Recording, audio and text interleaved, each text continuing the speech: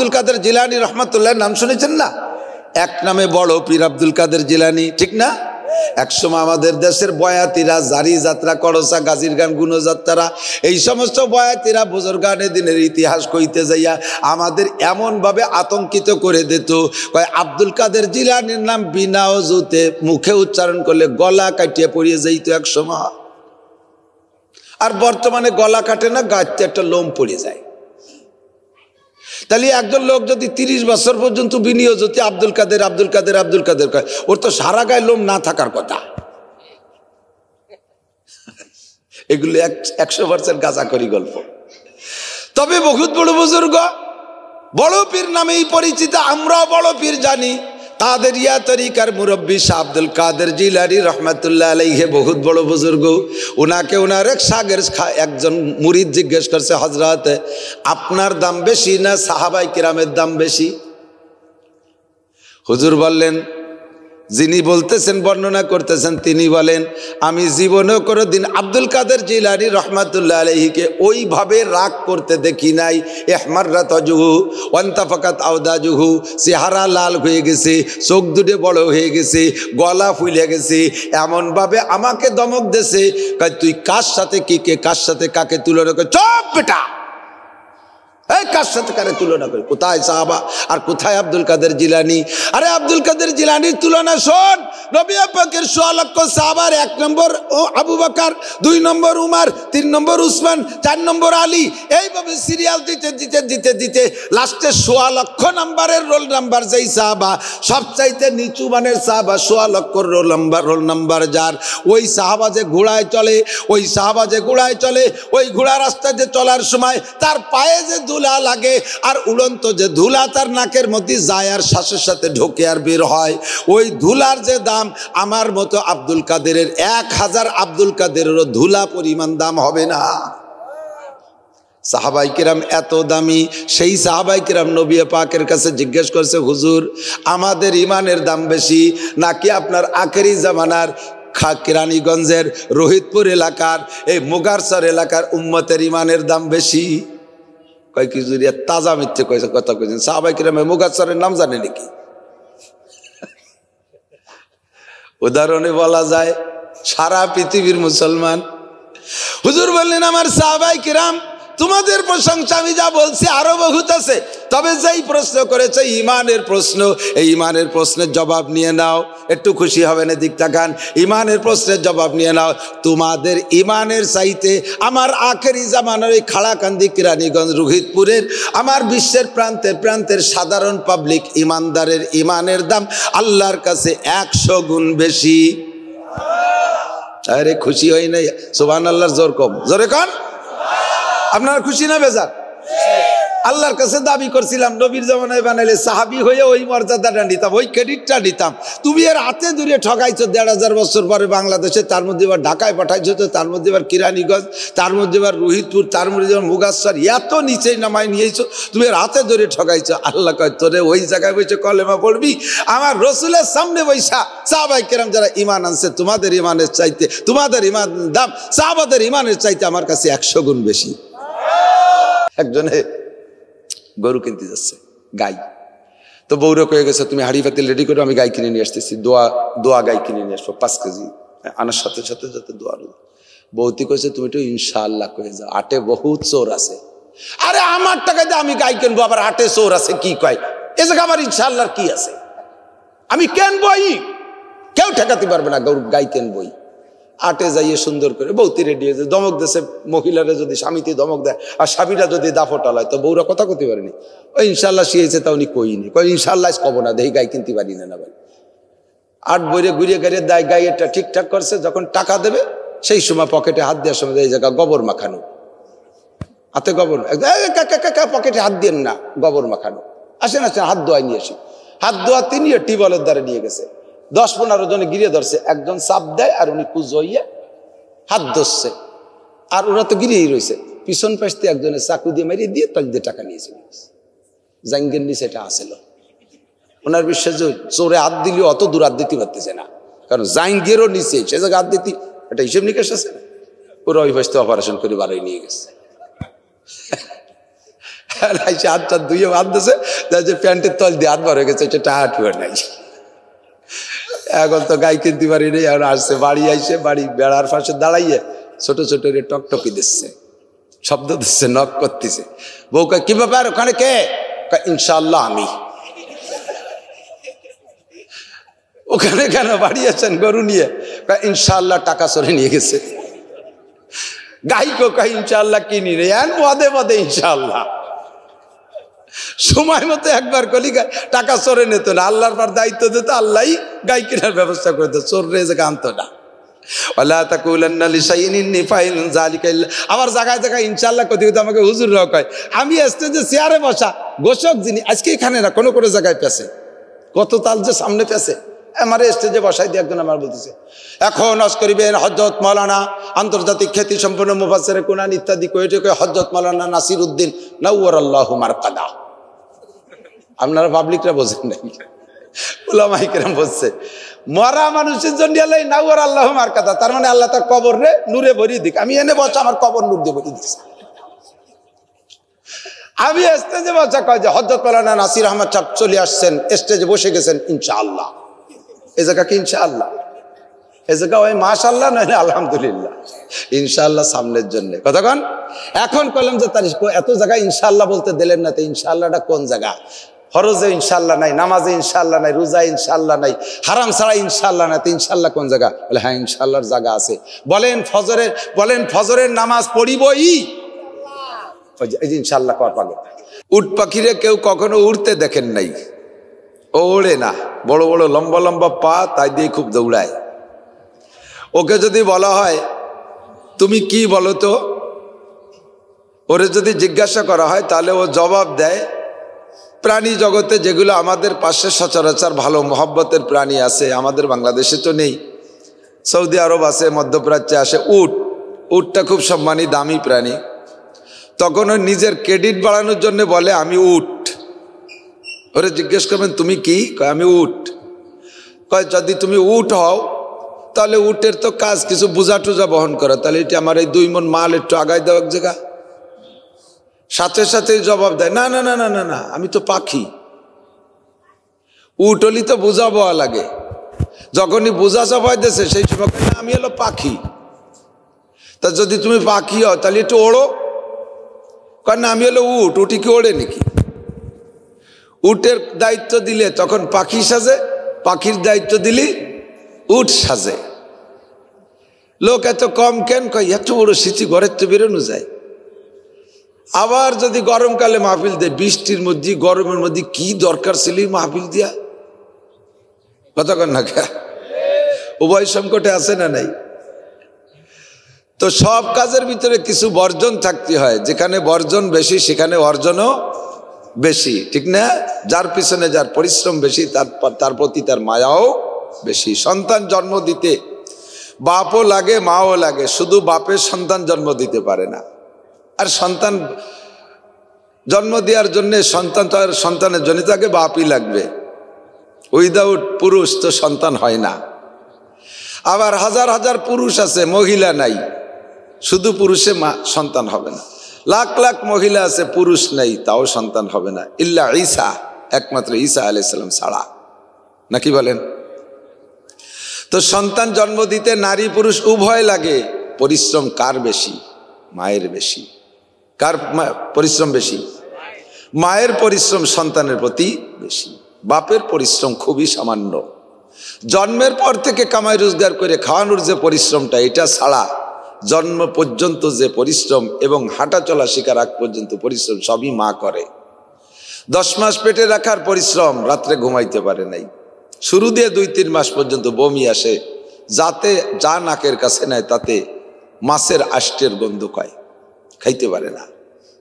পেটে বাচ্চা বড় হয়ে গেলে খাইতে বসে, এ সময় পেটের মধ্যে মোড়া গোড়া দিয়ে লাথি মারে মায়ের পেটের ভিতরে, মা অজ্ঞান হয়ে পড়ে যায়। এইটা বাপের জীবনও সহন করা লাগে না, ঠিক না? ডেলিভারি যন্ত্রণা, আল্লাহু আকবার। মেডিকেল সায়েন্সের বিজ্ঞানী ডাক্তাররা আবিষ্কার করেছে, গবেষণা করে সিদ্ধান্ত দিয়েছে, একজন পুরুষ এই জাগতিক যত কঠিন কাজ আছে, দুনিয়ার যত কঠিন কাজের তো শেষ নাই। কোনটাতে কোনটা কঠিন এটা তো আমরা খুঁটে বেঁচে পারবো না। তবে চোখের সামনে যেটা দেখি 6 মিলের মিস্ত্রি 40-50 সিএফটি কাঠ পেট দিয়ে ঠেলিয়ে ওই পাশে নিয়ে যায় ভাড়িয়ে, বাড়ি খাটনিদার, ঠিক না? আরো কঠিন কাজ আছে, আগুনের ওই পাওয়ার হাউসের বয়লারের ভিতরে যারা কাজ করে, সুগার মিলের বয়লারের মধ্যে কাজ করে, সর্বক্ষণ ঘামতে ঘামতে গায়ের ঘামও থাকে না, এরকম পরিশ্রম করে। তো একজন পুরুষ যদি একটানা 50 বছর দুনিয়ার সব চাইতে পরিশ্রমের কাজ লাগাতার করে, এই 50 বছরের পরিশ্রমকে একত্রিত করলে যত হয়, একজন প্রথম মা তার জীবনের প্রথম সন্তান যদি নর্মাল ডেলিভারি দিতে যায় তার চেয়ে বেশি কষ্ট হয়। আল্লাহ, গর্ভধারণ করার কষ্ট মা, ডেলিভারি যন্ত্রণা মায়ের ভোগ করতে হয়, কাঁথা কাপড় পরিষ্কার করার পরিশ্রম মাকে করতে হয়, রাত জায়গা জায়গা মা বাচ্চাকে দুধ খাওয়াইতে হয়, এ পরিশ্রম মাকেই করতে হয়।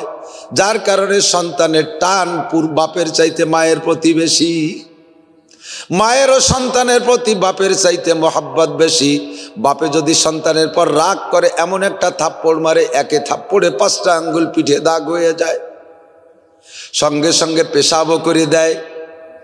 মা যত রাগ করুক, যত জোরে থাপ্পড় মারুক, শব্দ হয় কিন্তু হাতের আঙ্গুলে দাগ পড়ে না, ঠিক না? বিড়ালে কামড়াইয়া যা কিছু নাই কামড়াইয়া নেয়, বিড়ালে ইঁদুর ডারও কামড়ায়, নিজের বাচ্চাটারও কিন্তু স্থানান্তরিত করতে কামড়ায়, মুখে করে নেয় না? বাঘে বিড়ালে এরা বাচ্চারে এক জায়গা থেকে আর এক জায়গা করছে, ওরা কি কোলে করে নেয় নাকি? কাঁথা দিয়ে এরকম ধরে নেয় না, মুখ দিয়ে কামড়ায় নেয়, ঠিক না? এবার বিড়ালে ইঁদুর ডারও কামড়ায় ধরে, নিজের বাচ্চাটারে এক ঘর থেকে আর এক ঘরে নিত কামড়াইয়া নেয়। 2 কামড়ের ওজন কি এক? ইঁদুর ডারে এমন কামড় দেয় যাতে একই কামড়ে শেষ, বাচ্চাটারে এমন কামড়ায় কেমন কামড় দেয়, কামড়াইয়া নেয়। বাচ্চা মনে করে মা আমাকে আদর করতেছে, যত্ন সহকারে নেয়, ঠিক না? আল্লাহু আকবার। বাপের থাপ্পড়ের ভিতরে ইঁদুর কামড়ানোর মতো কামড়, মায়ের থাপ্পড়ের ভিতরে কোলে করার মতো কামড়। যুবক একজনকে দেখি একজোড়া স্যান্ডেল পরিষ্কার করতেছে, এরকম একটা দামি শাল, এই শালের এই কেনি দিয়ে ডলিয়ে ডলিয়ে স্যান্ডেল সাফ করতে। আর এমন স্যান্ডেলের স্যান্ডেল, চামড়া স্যান্ডেল 5 বছর আগে কিনছে, তার অরিজিনাল বডি নাই, পাল্টাতি মুসির দোকানে নিয়ে এসে জোড়াই দিয়ে চামড়া দিয়ে স্যান্ডেল হয়ে গেছে। তাই এবার মুস্তিছে এরকম দামি শালের কেনি দিয়ে। কে তারে কিছু না কয়ে পারবে? এই তোর স্যান্ডেল, এমন স্যান্ডেল রে এত দামি শাল দিয়ে মুছিস, কারণ কি? স্যান্ডেল কার আর শাল কার? কয় স্যান্ডেল কিনছে আমি ভ্যান চালাইনি টাকা দিয়া, আর শালটা দিয়েছে আমার শ্বশুর। শ্বশুরের দেওয়া 12,000 টাকা দামের শাল দিয়া নিজের 300 টাকা দামের পুরন স্যান্ডেল মোছা যায়, কারণ স্যান্ডেলটা নিজের পরিশ্রমের টাকার, আর শালটা দেশে শ্বশুরের পিছনে পরিশ্রম নাই। যার পিছনে বর্জন যত বেশি, তার পিছনে অর্জনও তত বেশি। সাহাবাই কেরাম নবী পাকের কাছে জিজ্ঞেস করেছেন, ওগো আল্লাহর নবী, আমরা মুসলমান 1,500 পরে যায়া বাংলাদেশ, চীন, জাপান, আমেরিকা, বিশ্বের প্রান্তে প্রান্তে আপনার লক্ষ লক্ষ উম্মত হবে, তারাও মুসলমান। আমরা মুসলমান হয়েছি কলেমা পড়িয়া, তারাও মুসলমান হবে কলেমা পড়ে। মুসলমান হইতে কি লাগে? জোরে কয় না? নৌকো, ধানের শীষ, কি কয়া লাগে? লা ইলাহা, পড়েন না? লা ইলাহা ইল্লাল্লাহ মুহাম্মাদুর রাসূলুল্লাহ, এই কলেমা পড়ি মুসলমান হওয়া লাগে, ঠিক না? আরে দুনিয়ার কোন রাজনৈতিক দলের নাম কইলে মুসলমান হওয়া যায় না, একমাত্র লা ইলাহা ইল্লাল্লাহ বলবেন আমার সাথে, লা ইলাহা ইল্লাল্লাহ মুহাম্মাদুর রাসূলুল্লাহ। এই জায়গাটা আজকে নেকির কারখানা, এ জায়গা যা বলবো আর শুনবেন, আর সাথে সাথে সহযোগিতা করবেন, নেকি পাইবেন। একবার যদি মুখে পড়েন লা ইলাহা ইল্লাল্লাহ মুহাম্মাদুর রাসূলুল্লাহ, আপনার আমল নামায় 4000 নেকি লেখা হইয়া যায়। কোন হাদিসে আছে তামলা উমা বাইনাস সামাই ওয়াল আরদ, এই জমিন থেকে আসমান 500 বছরের পথ, বিশাল ফাঁকা জায়গাটা একবার কলেমা পড়ার কারণে আপনার আমল নামার নেকি দিয়ে ভরপুর করে দেওয়া হয়। মোমেন হইছে আমরা লা ইলাহা ইল্লাল্লাহ মুহাম্মাদুর রাসূলুল্লাহ পড়া, আর আখেরি জামানায় যারা মোমেন হবে, মুসলমান হবে, তারা লা ইলাহা ইল্লাল্লাহ মুহাম্মাদুর রাসূলুল্লাহ পড়বে। ওগো আল্লাহর নবী, আমাদের এই কলেমার ইমানের দাম বেশি নাকি আপনার আখেরি জামানার উম্মতের ইমানের দাম বেশি? আমার ভাই, অনেকে কয় আল্লাহ তো আমাদেরকে হাতে ধরে ঠগাইছে। বাংলা কি বোঝেন? আঞ্চলিকতার কিছু পার্থক্য থাকে, ভাবে তো বোঝা যাচ্ছে। কয় না অনেকটা যে তুই আমার হাতে ধরে ঠগাইছিস, আর একটু চেষ্টা করলি 5টা ভোট বেশি পেলে এই মেম্বারে হয়েছে, উপরে জাতি করতাম। এটা খেলা হাতে ধরে ঠগা কিরম? তোরা 5 জন ওই দিন কেন ডাকাইতে আসলি না? তোরা আসলি তো মেম্বারে 1 ভোটে বেশি হয়েছে, তোরা আসলে 2টি ভোট দিলি, আমি উঠে যেতে পারি। এর হাতে ধরে ঠগাইছিস। কেউ কয় যে আল্লাহ আমাদেরকে হাতে ধরে ঠগাইছে। কেন? কয় আমরা যদি নবীর জামানায় হইতাম তাহলে আমার নাম আবু বকর, আমিও আবু বকর হইতাম। আমার নাম ওমর, আমি ওমর হইতাম। আমার নাম উসমান, আমিও উসমান গনি হইতাম। আমার নাম আলী, আমিও আলী হইতাম। আল্লাহর নবী আল্লাহ পাক রব্বুল আলামিন বলেন, হে বান্দা পিছে পড়ে ঠকিস নাই, ভালো করে মনে রাখ। নবীর জামানায় আবু বকর, নবীর জামানায় যেমন আবু বকর ছিল, নবীর জামানায় আবু জাহেলও ছিল কি ছিল না? নবীর জামানায় ওমর ছিল, নবীর জামানায় আবু লাহাবও ছিল, নবীর জামানায় উসমান ছিল, নবীর জামানায় আবু উতবাও ছিল, নবীর জামানায় আলী ছিল, নবীর জামানায় সাইবাও ছিল, নবীর জামানায় আবু হুরায়রা ছিল, নবীর জামানায় ওলীদ ইবনে মুগীরা কাফেরও ছিল। কথা ঠিক কি ঠিক না? তুমি কি ওই আবু বকর হইতে না আবু জাহেল হইতে? তুমি কি ওমর হইতে না উতবা হইতে? তুমি কি উসমান হইতে না সাইবা হইতে? তুমি কি হইতে তার ঠিক নাই। আখেরি জামানায় হইছো, জন্ম নিয়েছো সালেহার ঘরে, জন্ম নিয়েছো আব্দুর রহমানের ঘরে। বাপের নাম আব্দুর রহমান, মায়ের নাম মায়ের নাম রহিমা, বাপের নাম আব্দুল খালেক, মায়ের নাম সকিনা। মুসলমানের ঘরে জন্ম নিয়েছো, জন্মের সাথে সাথে তোমার ডান কানে আজান আর বাম কানে একামত দিয়া তোমারে আল্লাহ আল্লাহর রসুলের সাথে পরিচয় করাই দিয়েছে। একটু যখন কথা বলা শিখেছো, দুনিয়ার কোনো কথা না বলাইয়া আব্বা মা তোমারে কোলের মধ্যে শোয়াইয়া সর্বপ্রথম শিক্ষা দিয়েছে, আব্বু তুমি বলো আল্লাহ, বলেন না? আব্বু তুমি বলো লা ইলাহা ইল্লাল্লাহ মুহাম্মাদুর রাসূলুল্লাহ।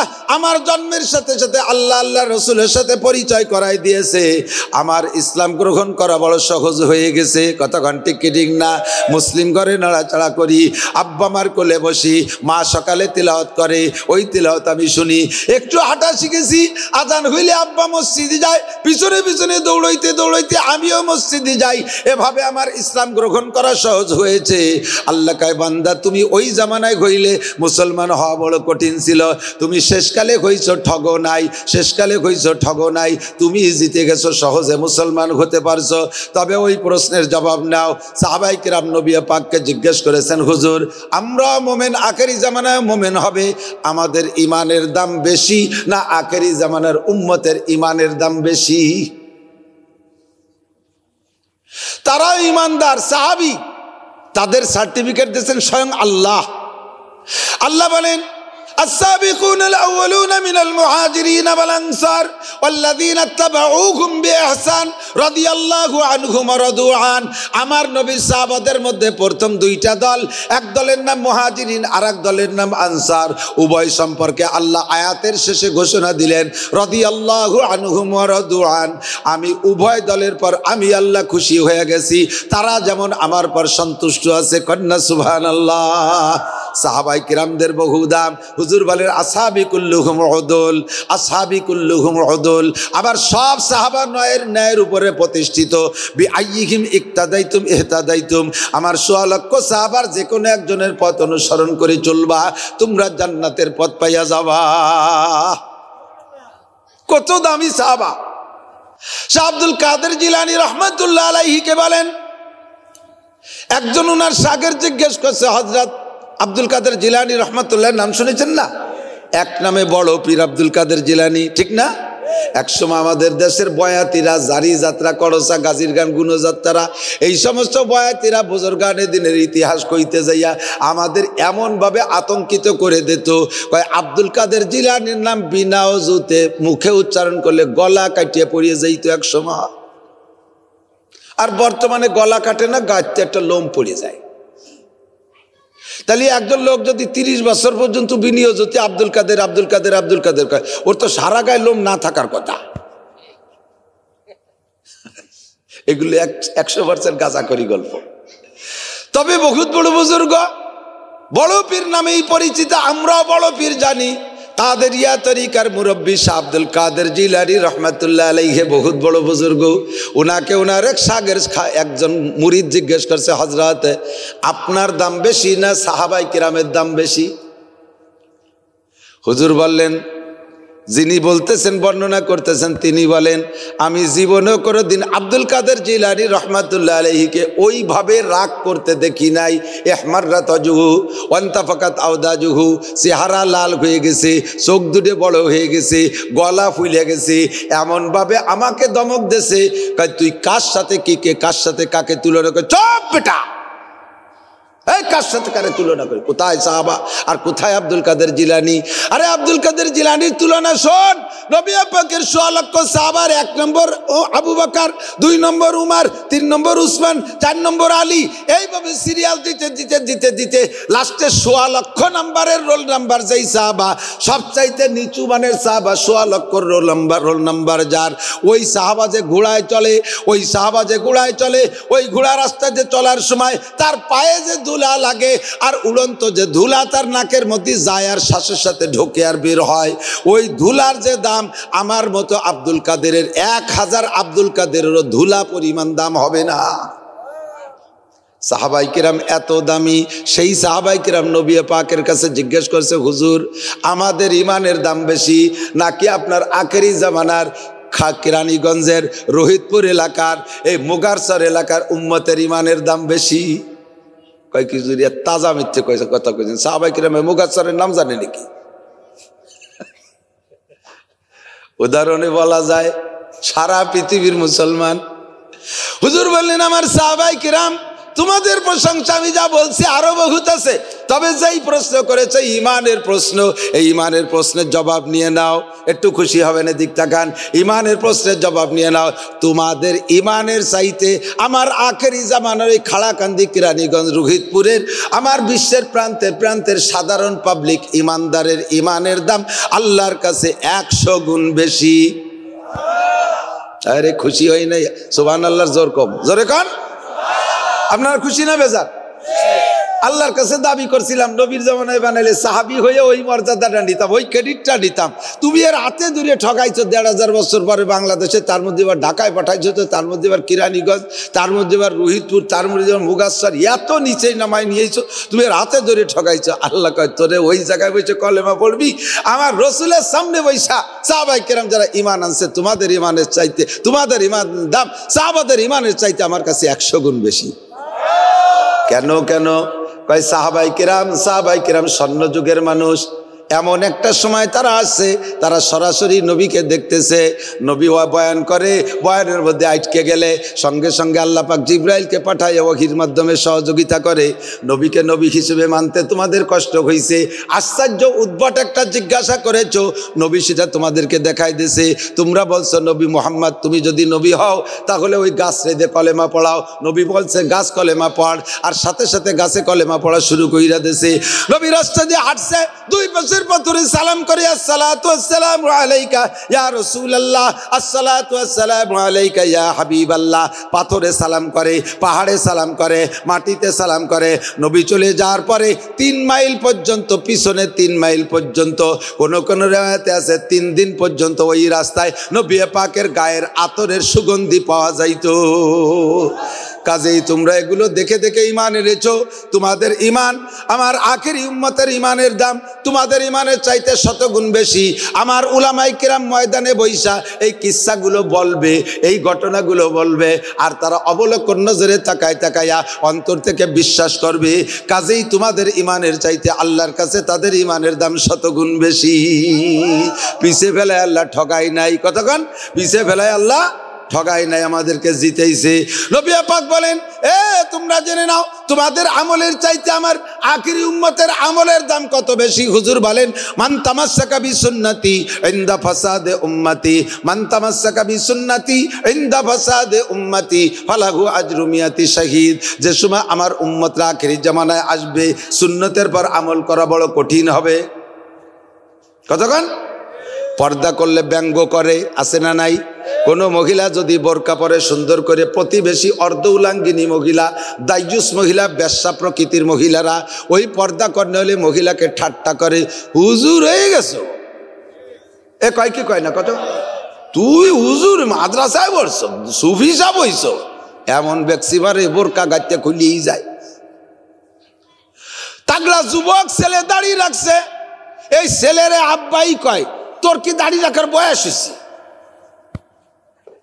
দাড়ি রাখা ছেলে দাড়ি রাখবে কিভাবে? বাপেই ধিক্কার দেয়। ছেলেতে দাড়ি রাখছে, বাপের মুখে দাড়ি নাই। মাতে ছেলেরে কয়, তোর বাপ আইজো সাবালে গেল না, তুই বুড়ো হয়ে গেলি কে?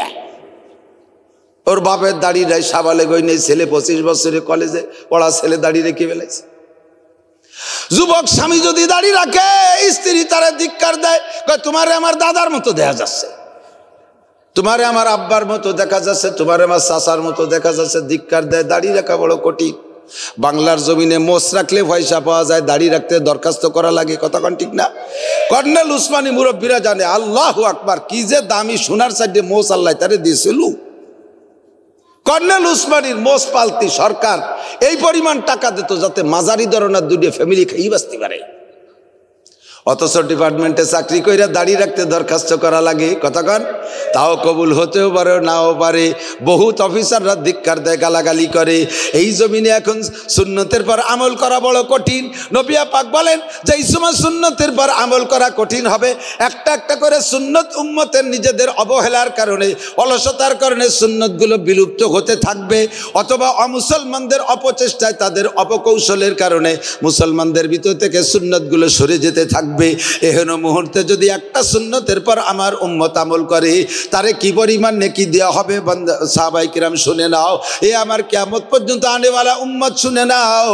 আমার সাহাবায়ে কিরাম, তোমরা যারা আমার সাথে উহুদ বদর খন্দকে যাইয়া, আমার সাথে উহুদ বদর খন্দক খয়বরের যুদ্ধে যাইয়া তোমাদের মধ্যে যারা শহীদ হয়ে গেছে, এই রকম শহীদের 100 শহীদের যেই সওয়াব, এই রকম শহীদের 100 শহীদের যেই সওয়াব, আখেরি জামানার উম্মত একটা সুন্নতের পর আমল করলে তাকে সেই পরিমাণ সওয়াব দেয়া হবে।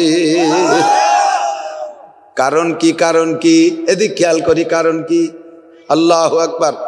কারণ হলো এই জামানাটা হলো ইবাদতের 100% প্রতিকূল পরিবেশ, আর ওইটা ছিল ইবাদতের অনুকূল পরিবেশ।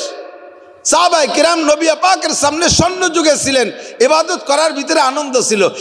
এখন এদিক তাকান, নখ কাটা যত কঠিন, সাহাবায়ে কিরামদের যুদ্ধে যাইয়া গলা কাটায় দেওয়া তো কঠিন ছিল না। এক শ্রেণী মানুষ আছে না, যুবক যুবতীরা লম্বা লম্বা নখ রাখে, শুয়োরের নখের মতো, আছে না? একজনই এত বড় নখ একটা দেখে কই যে তুই এত বড় নখ রাখছিস, কয় আমি নিব বানাবো, কলমের নিব। গাদা কোথাকার। এই পৃথিবীতে আজও পর্যন্ত শুনি নাই যে কেউ নখের নিব দিয়ে লেখিয়ে একটু 1 পাস করছে, তা আমি কোনোদিন শুনি নেই। আর তুই এই বুড়ো কালে এসে নখ দিয়ে নিব বানাইয়া তাই যে লেখাপড়া করবি, তোমার কলমে ভুষাচ্ছে না। ভালো করে জেনে নিন, যারা নখ বড় রাখছেন সাথে মশলাটা কয়ে দিয়ে যাই। নখ মরা নখের গুড়া, মরা নখ বেরোয় আসে না, মরা নখের একেবারে শুরু হয়েছে যে জায়গার থেকে অজু গোসলের সময় ওই গুড়া পর্যন্ত পানি পৌঁছানো ফরজ। মরা নখ যখন আগায় চলে আসে তখন এই মাংসের সাথে চাপা খেয়ে যায়, স্বাভাবিকভাবে উপরে পানি ঢেলে দিলে ওই গুড়া পর্যন্ত পানি যায় না। আর নখের গোড়া পর্যন্ত পানি না গেলে আপনার অজু হয় নাই, গোসল হয় নাই, আপনার সিজদা দেওয়া হারাম। সিজদা দিয়ে যদি নেকির আশা করেন, সিজদা দিয়ে যদি ইবাদতের আশা করেন, নেকি তো হবেই না, বরঞ্চ ঈমান নষ্ট হয়ে যাওয়ার সম্ভাবনা থাকে। পায়ের নখ বড়, হাতের নখ বড়, নখ বড় রাখলে একটা ফিট হয়, নখ বড় রাখলে খুব সুন্দর লাগে।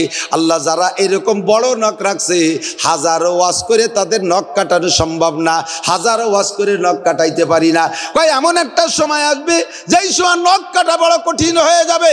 আল্লাহু আকবার। সাহাবায়ে কিরামকে নবী পাক বলেন, তোমরা আমার সঙ্গে থাইকা যুদ্ধে যাইয়া গলা কাটাই দেয়া যত কঠিন, আখেরি জামানার উম্মতের নখ কাটা তার সে কঠিন হবে।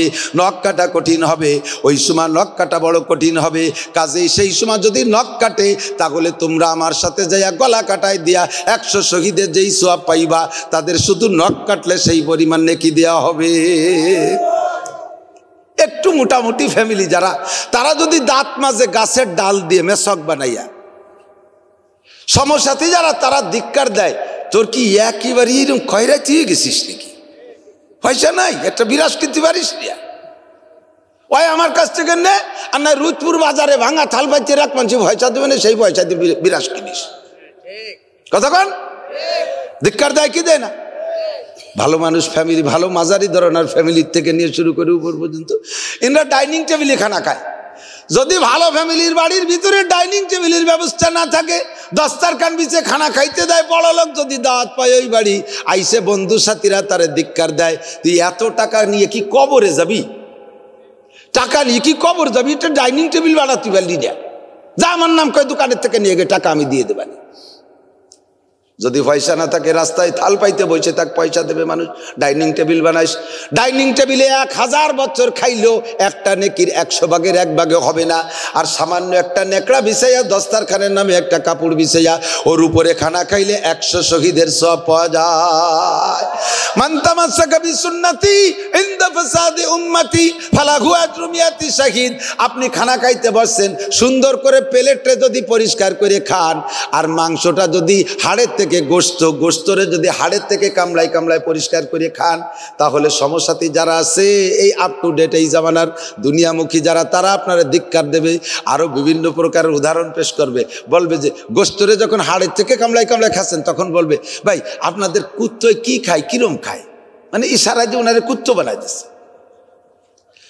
যে যে রাজনীতি দল করেন আর না করেন, উদাহরণের সময় কিন্তু অন্য দিক কথা নেবেন না, উদাহরণের জায়গায় রাখবেন। আমি শুনেছি বাংলাদেশ স্বাধীনের পরে যখন বঙ্গবন্ধু শেখ মুজিবুর রহমান সাহেব বিদেশিদের সাথে জেনেভা কনভেনশন এক মিটিংয়ে গেছে, তো মিটিং শেষে খানা খাইতে দেশে সবাই খাচ্ছে, ওরা তো খায় ওই যে কাঠি দিয়ে কুটাই খায়, আর বেশিরভাগই বামাজ দিয়ে খায়। আর বঙ্গবন্ধু গ্রাম পাবলিক, গ্রামের ছেলে, ওনার গ্রাম মানুষের স্বভাব কি, আজ দিয়ে কায়দা মতো দৌড়িয়ে সেই নিয়ে শিখছে না খাচ্ছি বলে তৃপ্তি পাওয়া যায়নি কেউ, কতক্ষণ ওই যে চামচ দিয়ে খুঁটাই একটু খাইয়ে কি তৃপ্তি পাওয়া যায়?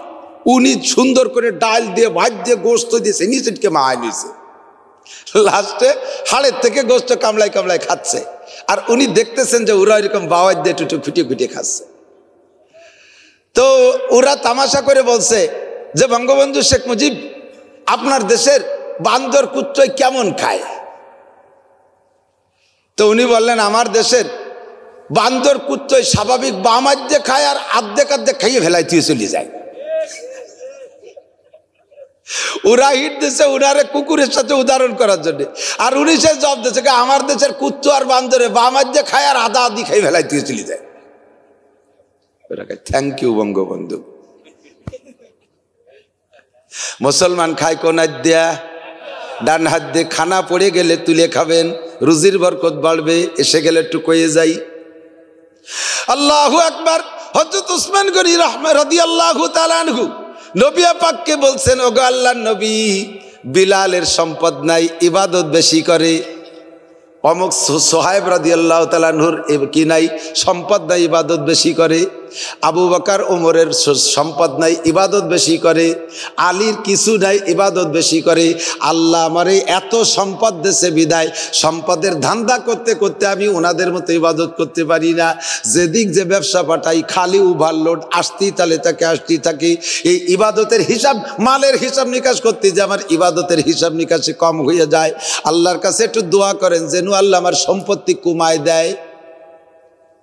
আছেন বাংলাদেশে কেউ এই কথা কর মতো? আল্লাহ, আমি এই দিক 10 খান গাড়ি ছাড়ছি লাইনে, 10 খান গাড়ির জন্য আজকে অ্যাক্সিডেন্ট করে সব শেষ হয়ে যায়, এ কেউ কয় কোনোদিন?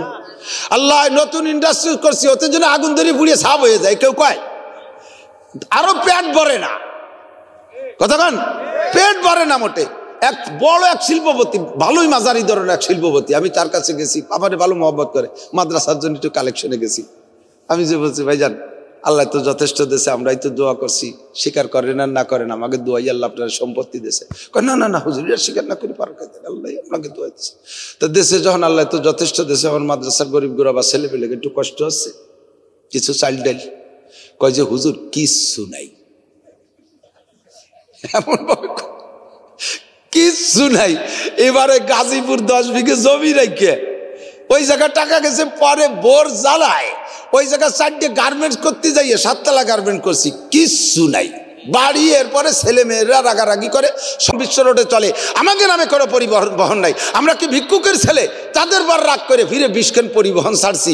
এরপরে সে মালামাল আনতে, এবার সে ম্যানেজার কয় যে স্যার নিজস্ব ট্রাক না হলে হয় না, এই কাভার ব্যান করা লাগছে 30 খান, এই করতে যাইয়া সে কিচ্ছু নাই হুজুর। লাস্টে যাইয়ে দেখলাম যে লাইনে ভালো গাড়ি ছাড়ছে, 2-3-4 এলপিজি পাম্প করতে যাইয়ে কিচ্ছু নাই, এমন ভাবে কয় কিচ্ছু নাই, মনে হয় যেন ওরে 10টা টাকা দিলি আর খুশি হয়। এর পেট কোনোদিন ভরবে? কোনোদিন ভরবে? হযরত উসমান রাদিয়াল্লাহু তাআলা আনহু কয় হুজুর এই বেশি বেশি সম্পদের কারণে ইবাদত ভালোরে মন খুলে করতে পারি না, একটু দোয়া করেন আল্লাহ যেন আমার সম্পত্তি কমায় দেয়, যাতে নামাজ কালামটা ভালোরে পড়তে পারি। তাই বলে কি উসমান রাদিয়াল্লাহু তাআলা নামাজ পড়তেন না নাকি? কথা কয় না? তাহাজ্জুদ পড়তেন না? ইশরাক ওয়াবিন চাষ পড়তেন না? সবচেয়ে বেশি তিলাওয়াত করতেন। হযরত উসমান বলেন হুব্বিবা ইলাইয়া মিন দুনিয়াকুম সালাস, এই দুনিয়ার 3টে জিনিস আমার ভালো লাগে। 1 নম্বরে ইতআমুল জিয়ান, ক্ষুধার্তকে খানা খাওয়াইতে ভালো লাগে। 2 নম্বরে কিসওয়াতুল উরিয়ান, বস্ত্রহীনকে বস্ত্র দিতে ভালো লাগে। 3 নম্বরে তেলাওয়াতুল কুরআন, কোরআন শরীফ তেলাওয়াত করতে ভালো লাগে। আল্লাহর বান্দা মসজিদে নববীতে বইসা তিলাওয়াত করতে করতে ওই অবস্থায় শহীদ হয়ে গেছে। কথা কোন ঠিক ঠিক না?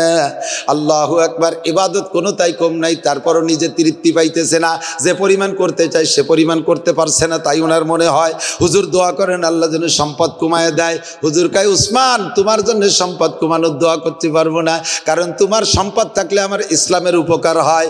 তবুকের যুদ্ধে তুমি এমন সম্পদ দান করেছো, তবুকের যুদ্ধে, আরে তবুকের যুদ্ধের মতো 10টা যুদ্ধ পরিচালনা করা যায় শুধু এক উসমানের দান দিয়ে। কন্যা সুবহানাল্লাহ। যেদিকে বলি সেদিকে উসমানের দান, যেদিকে তাকাই সেদিকে উসমানের দান। টাকা পয়সার দরকার আছে, খুদা বান্দে রুজি বাহক মুস্তাগিল, পরাগান্দা রুজি পরাগান্দা দিল। পেটে যদি পকেটে যদি টাকা থাকে নামাজে একাগ্রতা থাকে, পকেটে যদি টাকা না থাকে নামাজের মধ্যে একাগ্রতা থাকে না। কতক্ষণ পকেটে 1 টাকাও নাই, নামাজে দাঁড়াইছেন আসরের নামাজে, পিছনে বাচ্চা আইছে ডাকতেছে আব্বা তাড়াতাড়ি সালাম ফিরেন, বাড়ি মেহমানে ভরিয়ে গেছে, মা লিস্টি পাঠাইছে 8,000 টাকার বাজার করতে হবে। এই নামাজের মধ্যে ওই বাচ্চা পিছনে দাঁড়ায় এই খবর শুনেছে, শেষ বৈঠকে যাই এটা সালামি বিরতি পারতেছে না, নামাজ দিতে বেরোতেই পারতেছে না, সে আত্মায়াতের মধ্যে জড়াই গেছে। আত্তাহিয়াতুলিল্লাহি রাব্বিল আলামিন আর রহমানির রহিম মালিক ইয়াউমিদ্দিন। গয়রিল মাগদুবি যে কয় আত্তাহিয়াতের মধ্যে তো গয়রিল নাই। আবার হাফেজরা জানে একবার যদি মুসাফা জড়াই যায়, কই ছাড়াই না দিলি ছোটাবাড়ি কঠিন, ঠিক না? আবার শুরু করে আত্তাহিয়াতুলিল্লাহি রাব্বিল আলামিন আর রহমানির রহিম মালিক। পকেটে টাকা নাই, 8,000 টাকার বাজার, নামাজেতে বেরোতে পারতেছে না। খুদাবান্দে রুজি বাহাক মুস্তাগিল, পরাগান্দা রুজি পরাগান্দা দিল। টাকারও দরকার আছে ইমান বাঁচানোর জন্য। কতক্ষণ ইমান, টাকা হলো ইমানের ডাল। আজ থেকে 1200 বছর আগের এক বুজুর্গ, নাম তার সুফিয়ান সাউরি, খুতবাতুল হাকামের ভিতরে দেখবেন। আজ থেকে 1200 বছর আগের বুজুর্গ, নাম তার সুফিয়ান সাউরি রহমাতুল্লাহ আলাইহি, বহুত বড় জলিলুল কদর বুজুর্গ, বড় আলেম। উনি সেই আমলে বলছে 1200 বছর আগে মানুষের ইমান কত ভালো ছিল। আমার মুরব্বী বাবারা ভাইরা একটু সাক্ষী দেন, আপনাদের বাপ চাচাদেরকে কেমন দেখছেন, বর্তমানে কি তেমন আমরা আছি নাকি? আমাদের ছেলে মেয়ে তার সাথে ডিমোশনে যাচ্ছে। কতক্ষণ ঠিক ঠিক না? তাহলে 1200 বছর আগের মানুষের ইমান কত ভালো ছিল। বৃষ্টি নামলাম না নামলে আল্লাহর কাছে হাত পাতত, আল্লাহুম্মা আসকিনা গাইসান মুগিসান মারি আনবুরি আন্নাফিয়ান গায়রা দার আজিলান গায়রা আজিলিন। একটা দোয়া পড়ছে, ঝুমঝুম করে বৃষ্টি শুরু হয়ে গেছে। এরকম মুতাওয়াক্কিল ছিল তারা আল্লাহর পর, বৃষ্টি চাইলে বৃষ্টি পাওয়া যাইতো। আর এখন আমরা আল্লাহর কাছে চাই না, আল্লাহ কবে বৃষ্টি না দেবে আর না দেবে ও চিন্তা দরকার নাই, তাড়াতাড়ি স্যালো মেশিনে একটা ডিপ টিউবওয়েল পুঁতিয়ে ফেলা, বোরিং কর, আল্লাহ কবে দেবে আল্লাহর আশায় বসে তা যায়। 1200 বছর আগের মানুষ কত বড় ইমানদার ছিল। ওই সময় আবু সুফিয়ান সাউরি বলেন, ওই সময় সুফিয়ান সাউরি বলেন কানাল মালু ফিমা মাজা ইউকরাহু, একটা সময় ছিল মালরে মানুষ ঘৃণা করত, জুতোর উপরে টাকা ফেলানো রয়েছে, হাত দিয়ে টাকা সরাই নাই, পাউ দিয়ে টাকারে সরাইয়া তারপরে জুতো পরছে, আর কয় আরে আস্তাগফিরুল্লাহ, দুনিয়া আমার জুতো ঘিরে ধরছে, দুনিয়া আমার জুতোরে চেপিয়ে ধরছে, পাউ দিয়ে টাকা সরাইয়া জুতো পরছে। এমন একটা সময় ছিল দুনিয়াকে ঘৃণা করত। সেই সময় 1200 বছর আগে সুফিয়ান সাউরি বলেন ওয়াল মালু আল্লামা তুরসুল ঈমান, আর এখন মাল হলো ঈমানের ঢাল, মাল হলো ঈমানের ডাল। আমি 2 মাস 2.5 মাস আগে দিনাজপুর গিয়েছিলাম, দিনাজপুরের পার্বতীপুর যেই মাহফিলে গিয়েছি, মাহফিলের হুজুর আমারে গাড়িতে করে কত দূর গুলাইলেন, 4-5টা গ্রাম দেখাইলেন। কয় হুজুর এই গ্রামগুলোর জনগণ সব মুসলমান ছিল, এই গ্রামের জনগণ সব মুসলমান ছিল, এখন সব খ্রিস্টান হইয়া গেছে, মুসলমান খ্রিস্টান হয়ে গেছে। বললাম কেন মুসলমান খ্রিস্টান হলো কেন? কয় পশ্চিমেরা বস্তা ভরে টাকা পাঠাইছে, আর এলাকার মানুষ ছিল অত্যন্ত হতদরিদ্র, চরম গরিব ছিল, এই অভাবের কারণে টাকা পাইয়া তারা ঈমান বিক্রি করে ফেলাইছে। এই জন্য টাকাও দরকার আছে, কতক্ষণ আছে না নাই, মালের দরকার আছে, তাই বলে সুদ খাইয়া ঘুষ খাইয়া চুরি করে ডাকাতি করিয়া এই টোন মারিয়ে মন মারিয়ে রাস্তা মারিয়ে খাল মারিয়ে ভিজিয়ে কাঠ মারিয়ে পঙ্গু ভাতা বয়স্ক ভাতা বেশি খাইয়া করোনা ভাতা মারিয়ে খাইয়া পয়সা বানানো, ওই পয়সার দরকার নাই। পয়সা হবে হালাল টাকা, জোরে বলেন কি টাকা? আরো জোরে। হালাল টাকা খাইয়া বেঁচে থাকো, হারাম ভাবে বড় লোক হইয়া না। উসমান কয় হুজুর আমার জন্য দোয়া করেন, আল্লাহ যেন আমারে অভাব দেয়, আমি অভাব দিক আর না দিক মোটামুটি সম্পদ একটু কমিয়ে যাক, যাতে আমি ইবাদত করতে পারি। হুজুর কয় আমি উসমান তোমার জন্য দোয়া করতে পারবো না, তবে অর্থ একটু কমাইতে চাইলে তোমার একটা পরামর্শ দিতে পারি, বলবো? আপনাকে কাছে করছি না, উসমানটা হুজুর করতেছে, আপনারা তো কবে নিজে বলেন তো, বলছে আপনারা বলবেন কেন, আপনাকে অর্থ কমের দরকার আছে কি? হযরত উসমান কয় হুজুর বলেন কি হলি কমবে? হুজুর বললেন খানা খাওয়ার সময় হাতের যে ছোট টুকরা লুকমা খানার থেকে পড়ে যায় গেলে ভাতটা, রুটির টুকরা পড়ে গেলে রুটি, খেজুরের টুকরা পড়ে গেলে খেজুর, তরকারির টুকরা পড়ে গেলে তরকারি, আমাকে পড়ে গেলে খুঁটিয়ে খাই, তুলে খাই, খালি ভাতটা, অথচ ভাসে তরকারি পড়ে রয়েছে তা খুঁটিয়ে খাই না, মনে হচ্ছে ভাতটাই খাবার। যে কোনো খাদ্য হাতের থেকে পড়ে গেলে ওইটা তুলে খাওয়া, ওইটা তুলে খাওয়া, এটা সুন্নাত। উসমানকে বললেন তুমি যদি গরিব হইতে চাও, সম্পদ কমাইতে চাও, পড়ে যা খাবারটা তুলে খাবা না, পড়ে যাটা পড়ে থাক, খুঁটিয়ে খাবা না, তাহলে আস্তে আস্তে তুমি গরিব হয়ে যাবা। হযরত উসমান কয় হুজুর খাবার পড়ে যাবে আর তুলে খাবো না। আচ্ছা তারপরেও যদি গরিব হওয়া যায় তাহলে চেষ্টা করবো। উটের পিঠে বইছে হযরত উসমান, খেজুর খায়, অর্ধেক খেজুর খাওয়ার পরে আর অর্ধেক হাতের থেকে স্লিপ করিয়া নিচে বালির মধ্যে পড়ে গেছে। মরুভূমি তো বালুর দেশ, বালুর মধ্যে পড়ছে। সে উট ইতে নামিয়ে এসে সেই অর্ধেক তুলিয়ে ধুয়ে মুছে পরিষ্কার করে আবার খাইতেছে। হুজুর দূরি দাঁড়ায় দেখে কয় উসমান তুমি গরিব বাবা, খেজুর পড়ে গেছে, উট ইতে নিচে এসে উট ইতে নিচে নামিয়েছে, তুমি খেজুর তুলে খাও, আর তুমি গরিব বাবা, তুমি গরিব হবা না কোনোদিন। কন্যা সুবহানাল্লাহ, আল্লাহু আকবার। ও দোস্ত, দস্তারখান সুন্নাত। তবে এদিক তাকান, আমরাও বিভিন্ন জায়গায় যাই, দস্তারখান দেয়, এই যে আমি সাথে একটা গামছা রাখি, ফাঁকে এসে গেলে একটু হয়ে যাই, সবসময় একটা সাথে গামছা রাখি, আমার সাথে একটা গামছা রাখি, আমার রোজু মুছার জন্য আমার গামছা ব্যবহার করি। কারণ মানুষে গামছারে ব্যবহার করে সর্বপ্রথম নাকে, সবাই নাক তো আর একরকম না, কেন নাকে মাখনের মতো, কেন নাকে ঘির মতো, কেন নাকে বরফের পানির মতো, ধরিয়ে নাকটারে পরিষ্কার করে তারপর আসতে আসতে তা আমি একটা নাক গামছার মধ্যে নাক মুছে তুইছেন একের পাকা ঘির মতো। এখন আমার দেশে আমি আবার এক জায়গায় গেছি, অ্যাক্সিডেন্ট ঘটছে, রাতের বেলাকে আমি অজু মুস্তি গামছা চাইছি, গামছা এক কান দিয়েছে, ও তো এরকম কে জানে এতখানি মাখাই দিয়ে আমার পুরো মুখ ভরে ক্রিম হয়ে গেছে। সেই থেকে নিজের গামছা নিজে ব্যবহার করি। এবার দস্তারখান চাইলে বাড়ি দস্তারখান নাই, ওই গামছা খান বিছাই দিছে, যে গামছার ভিতরে এতখানি মাখানো রয়েছে।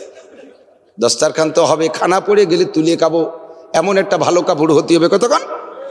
আল্লাহু আকবার। এই জন্য দস্তারখান আলাদা বানায় খাবেন।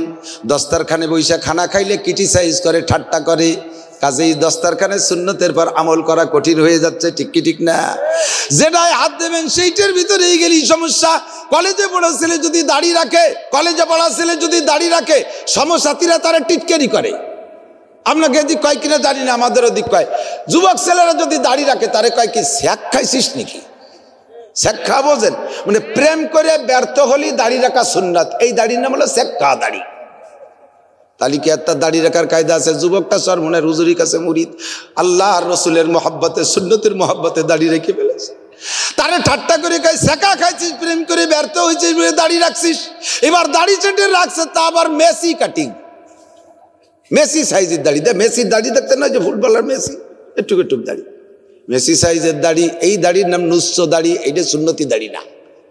দাড়ি হইতে হবে 1 ফুট লম্বা দাড়ি, তাহলেই তার নাম দাড়ি। দাড়ির ভিতরে সুন্নত নাই, দস্তারখানের সুন্নত নাই, দাঁতের মাজনের সুন্নত নাই। প্রত্যেকের পকেটে বাড়িতে বিরাস আছে, আলেম তালবি আলিমরা পর্যন্ত মেসাকের পাবন্দি ছাইড়া দেশে। মাদ্রাসার ছাত্রদের পকেটে মেসাক থাকতে হবে, এই ছাত্রদের কাছে মেসাক নাই, সবাই বিরাস করে। স্বর্ণের বিরাস দিয়ে 1 লক্ষ বছর যদি দাঁত মাজেন, আল্লাহর কসম মেসাকের সুন্নতে যেই নেকি, ওই নেকি আপনি পাইবেন না। এখন বিরাস ফায়ারের দাপটে মেসাক বিলুপ্ত হয়ে গেছে, ডাইনিং টেবিলের দাপটে দস্তারখান বিলুপ্ত হয়ে গেছে, ঠাট্টা মস্করার কারণে সুন্নতি বোরকা, ফরজ বোরকা বিতাড়িত হয়ে গেছে। আরে ঠাট্টা আর কি বিদ্রুপের কারণে সুন্নতি দাড়ি বিলুপ্ত হয়ে গেছে। সব সুন্নতগুলো একে একে চলে যাইতেছে। আবার অমুসলমানদের অপতৎপরতা আছে, অমুসলমানদের অপকৌশল আছে। আমরা মুসলমানরা টুপি পরে নামাজ পড়ি, টুপি পরা সুন্নাত। টুপি পরা কি বলেন?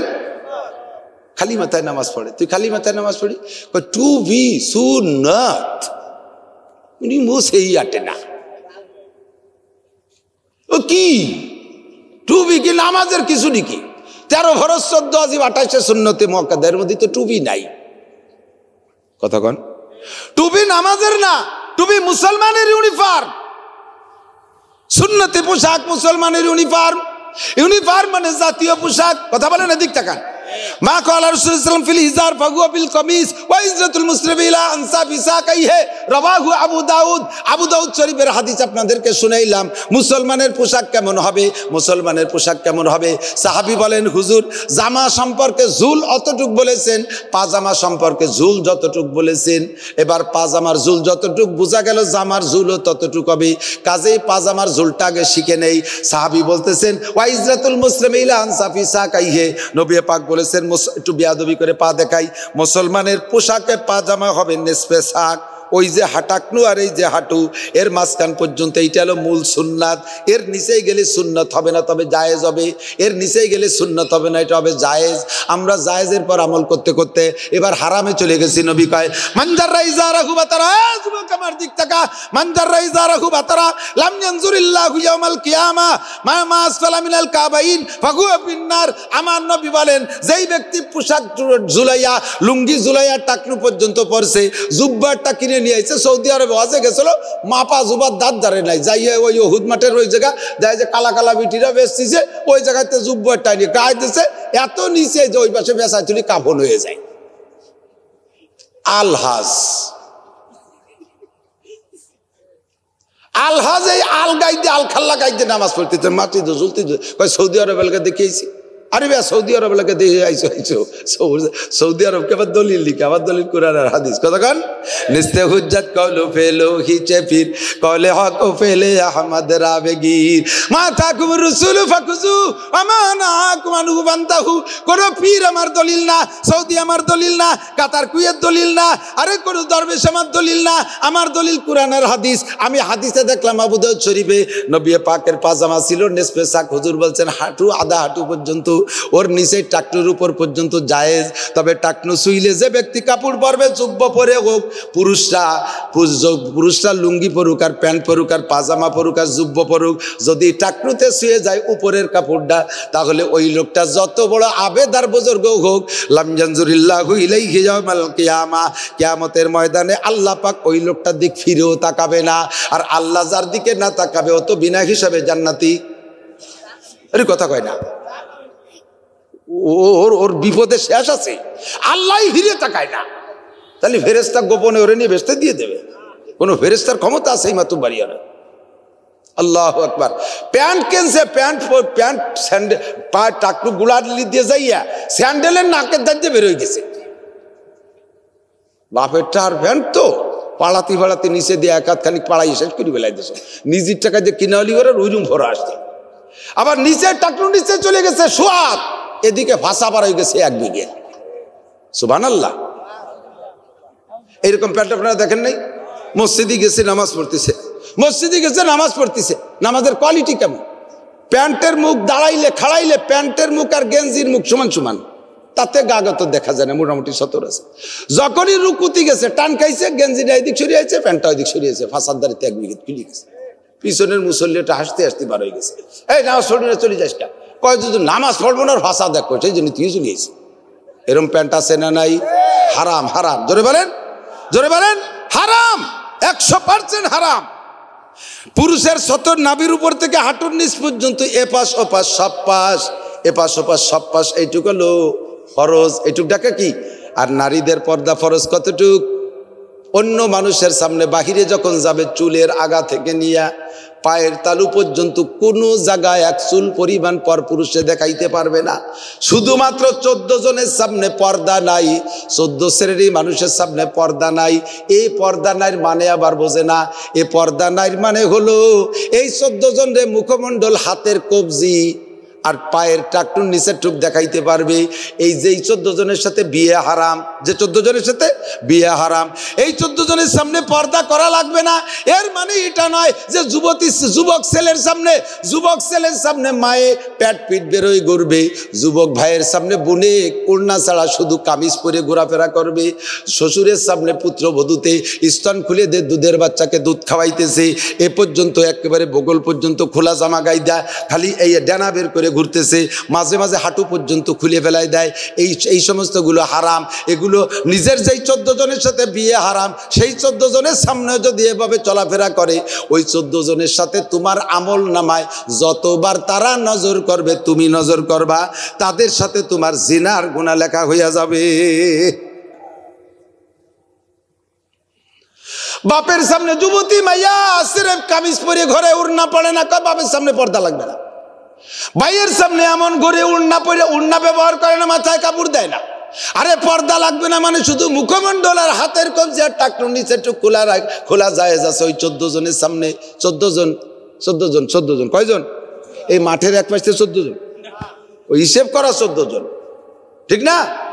বাপ, দাদা, নানা, চাচা, মামা, ছেলে, ছেলের ছেলে, মেয়ের ছেলে, ভাইয়ের ছেলে, বোনের ছেলে, ঠিক না? তারপরে ভাগ্নে, তারপরে ভাতিজা, শ্বশুর, দুধ বাপ, দুধ ভাই, এই 14 জনের সাথে বিয়ে হারাম। এদেরকে শুধু মুখমণ্ডল, হাতের কবজি, পায়ের টাকটু নিচে টুক দেখাইতে পারবে। আল্লাহু আকবার। পর্দা একেবারে শেষ হয়ে গেছে, কতক্ষণ ঠিক ঠিক না?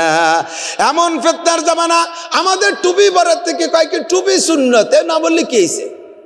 ভালো করে মনে রাখবেন, সুন্নত ছাড়তে ছাড়তে ওয়াজিব ছাড়ার সাহস পয়দা হয়, ওয়াজিব ছাড়তে ছাড়তে ফরজ ছাড়ার সাহস পয়দা হয়, ফরজ ছাড়তে ছাড়তে এবার সগীরা গুনাহ করার সাহস হয়, সগীরা গুনাহ করতে করতে মাকরু তাহরিমা করার স্বভাব হয়, মাকরু তাহরিমা করতে করতে এরপরে বড় বড় কবিরা গুনাহ করার সাহস হয়ে যায়।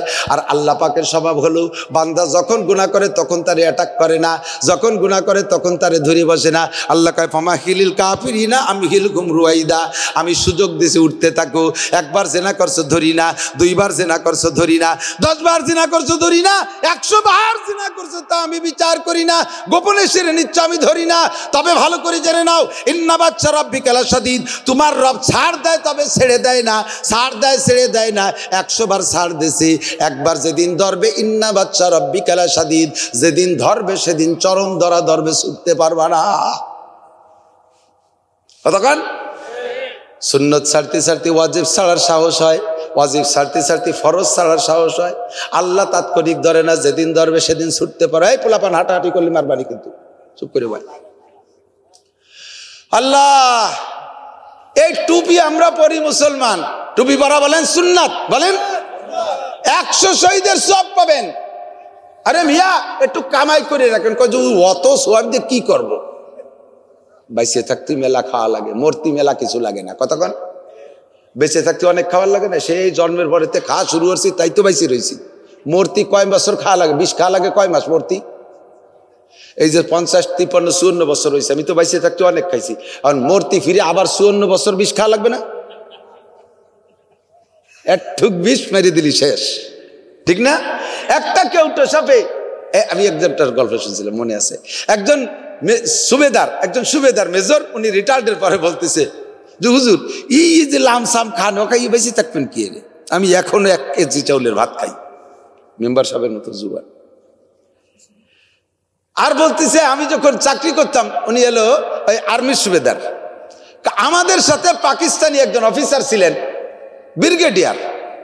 এই ব্রিগেডিয়ার পাকিস্তানি পাঞ্জাব পাঠান, এ পাঠান তো পাঠানি, সকালবেলা নাস্তা খায়, সকালে নাস্তা খায় 5 কেজি খাসির গোশ, 80টা পরাটা, 40টা মুরগির ডিম। এ হলে আমাকে এই কজনের ফিরে হয়ে যাবে না? ওই একা খায়।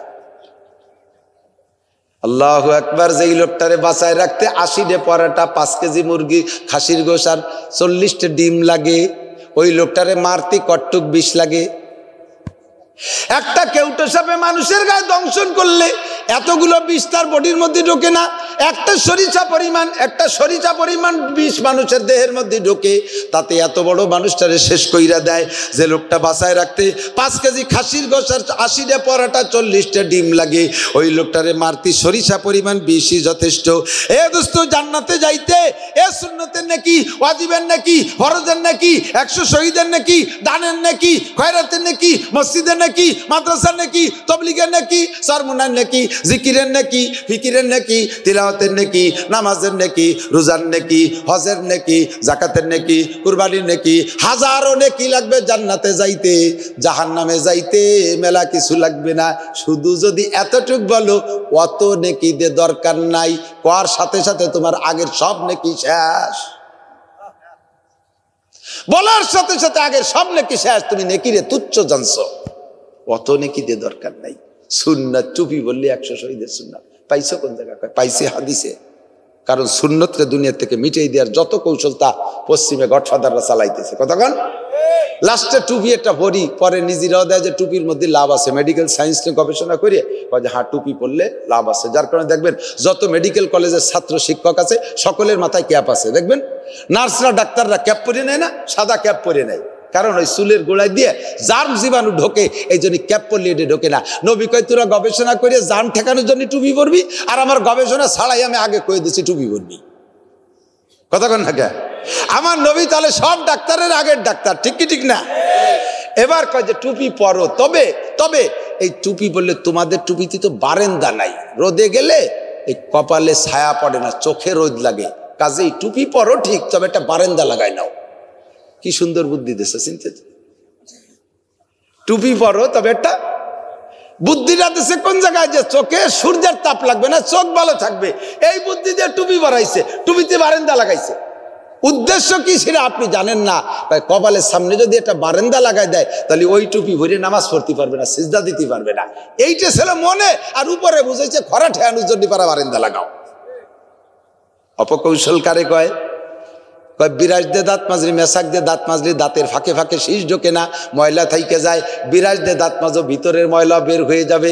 উদ্দেশ্য হলো আপনাকে জাহেরে বুঝাইছে দাঁতের পরিচর্যা, ভিতরে রয়েছে যদি এভাবে বিরাসের সাপ্লাই দিয়ে দিতে পারি, মুসলমানের পকেটের থেকে মেশাক চলে যাবে। আর একবার যদি অজু বানানোর ভিতরে, নামাজের যে অজু বানাইতেছেন, এই অজুর ভিতরে যদি পকেটের থেকে মেশাকটা বের কইরা ডাইন পাশ থেকে বাম পাশে 3 ডলা দিতে পারেন, আল্লাহর কসম আপনার ওই নামাজে 1 ওয়াক্তের বিনিময় শুধু মেসাকের বদৌলতে 70 ওয়াক্ত নামাজের সওয়াব বাড়াই দেওয়া হবে। আমাকে এই সওয়াব থেকে বঞ্চিত করার জন্য কূট কৌশলে সুন্দর করে বুঝাইয়া পকেট থেকে মেসাক সরাইয়া বিরাজ ঢুকাই দিছে। কতক্ষণ ঠিক না? এই মুহূর্তে মান তামাসাকা বিসুন্নতি ইনদা ফাসাদি উম্মতি ফালাহু আজরু মিয়াতি শহীদ। নবী পাক বলেন এইটা টোটাল ফিতনার জামানা, কাজেই এই সময় সুন্নতের পর আমল করলে 100 শহীদের সওয়াব পাবা। ছোট্ট 2-4 সুন্নত বলে আমি ওয়াজের দিকে চলে যাচ্ছি, কষ্ট হচ্ছে আপনাদের শীতের রাত্রে। আমার উদ্দেশ্যটা সেইটার উদ্দেশ্যটার সাথে মিলিয়ে দিয়ে যাব। ছোট্ট সুন্নত, বাথরুমের বাইরে থাকতে পড়বেন দোয়া, বাথরুমের ভিতরে যে দোয়া না, বাথরুমে দোয়া আছে না? আমি এক হিন্দুরে জিজ্ঞেস করছি, এই শোন, তোরাও তো একটা ধর্মকর্ম করিস, আমাকে তো ধর্ম আছে, আমাকে ধর্মের ঘাটে ঘাটে দোয়া আছে, পায়খানায় যাব সে জায়গাও দোয়া আছে না নাই? আল্লাহুম্মা বিসমিকা আমুতু ওয়া আহইয়া, পায়খানার দোয়া না? আল্লাহুম্মা ইন্নী আউযু বিকা মিনাল খুবুসি ওয়াল, বাথরুমের ভিতরে গেলে শয়তানে বিভিন্ন প্রকার কুপ্ররোচনা দেয়। এর থেকে বাঁচার জন্য বাইরের থেকে দোয়াটা পড়িয়ে নিছে। এবার বাথরুমে ঢুকার সময় বাম পা দিয়ে ঢুকবেন, বাথরুমে ঢুকবেন, ঢুকার পরে প্রয়োজন পরিমাণ কাপড় খুলবেন, দরজা টরজা সব সুন্দর করে বন্ধ। এর কারণে লুঙ্গিটারে খুলে আলনার সাথে বাঁধাইতে সিগারেট একটা ধরাইয়া ছানা বাঁধতে বসিয়া টানতি তালের সে পায়খানার দুমু আর বিড়ির দুমু একসাথে গিলতি তাল। এটা সুন্নত। প্রয়োজন যতটুকু অতটুকু খুলবেন। আরে যদিও আপনি পুরো ল্যাংটা পায়খানা করলে সগিরা কবিরা হবে না, তবে ইজাফাতাল হায়া ফাল মাশিতা, তোমার ভিতরে লজ্জা না থাকলে যা খুশি করতে পারো। আল হায়া উশবাতু মিনাল ঈমান, ও জায়গা বুঝ হবে। আর এই জায়গা যদিও দুনিয়ার কোনো মানুষ দেখতেছে না, আমার সাথে ফেরেশতা আছে, তারা তো দেখতেছে, আল্লাহ তো আমারে দেখতেছে। কতক্ষণ আল্লাহ তো আমাকে দেখতেছে, ঠিক না? এই জন্য প্রয়োজন তো একটু খুলতেই হবে, প্রয়োজন তো একটু খুলতেই হবে, নাহলে তো কাপড় নষ্ট হবে। যতটুকু প্রয়োজন ততটুক। বাম পায়ের উপরে ভর দিয়ে বসেন, এটা আর একটা মুস্তাহাব। ডাক্তাররা, মেডিকেল সায়েন্সের ডাক্তাররা গবেষণা করে পাইছে, বাম পায়ের উপরে ভর দিয়ে বাথরুম করলে ক্লিয়ার ভালো হয়। আমার নবী কয় ক্লিয়ার হিসেব করি তোরা, আমি আগেতে সুন্নত বলে দিছি বাম পায়ের উপরে ভর দিয়ে বসবি। এবার বাথরুম হয়ে গেল, এবার আপনি ঢিলা ব্যবহার করবেন কিভাবে? গরমকালে পুরুষরা একরকম, শীতকালে পুরুষরা আর একরকম ব্যবহার করবেন।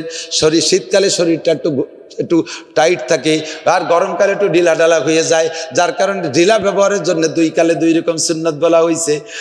শীতকালে পুরুষরা প্রথম ঢিলাটা পিছনের থেকে সামনের দিক, দ্বিতীয়টা সামনের থেকে পিছনের দিক, তৃতীয়টা আবার পিছন থেকে সামনের দিক। আর গরমকালে এর উল্টা, প্রথমটা সামনের থেকে পিছনের দিক, দ্বিতীয়টা পিছন থেকে সামনের দিক, তৃতীয়টা সামনের থেকে পিছনের দিক।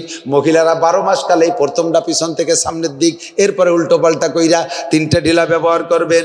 আল্লাহু আকবার। এ জায়গা আপনাকে 100 শহীদের সব বরাদ্দ রাখা হয়েছে, কারণ বর্তমানে ঢিলাই বাদ বসে হাই কমেটে, ও জায়গাতে হাতই ঢোকে না। এরপরে ওই হ্যান্ড পুশ দিয়ে তল দিয়ে মারিয়ে দিয়ে ওই কোনো মতে ঘষে মেশে এটা বাড়াইছে নিয়ে আসে। কি যে এক না মানে নোংরামি শুরু হয়েছে, তা তোর কই যাবার কায়দা নেই।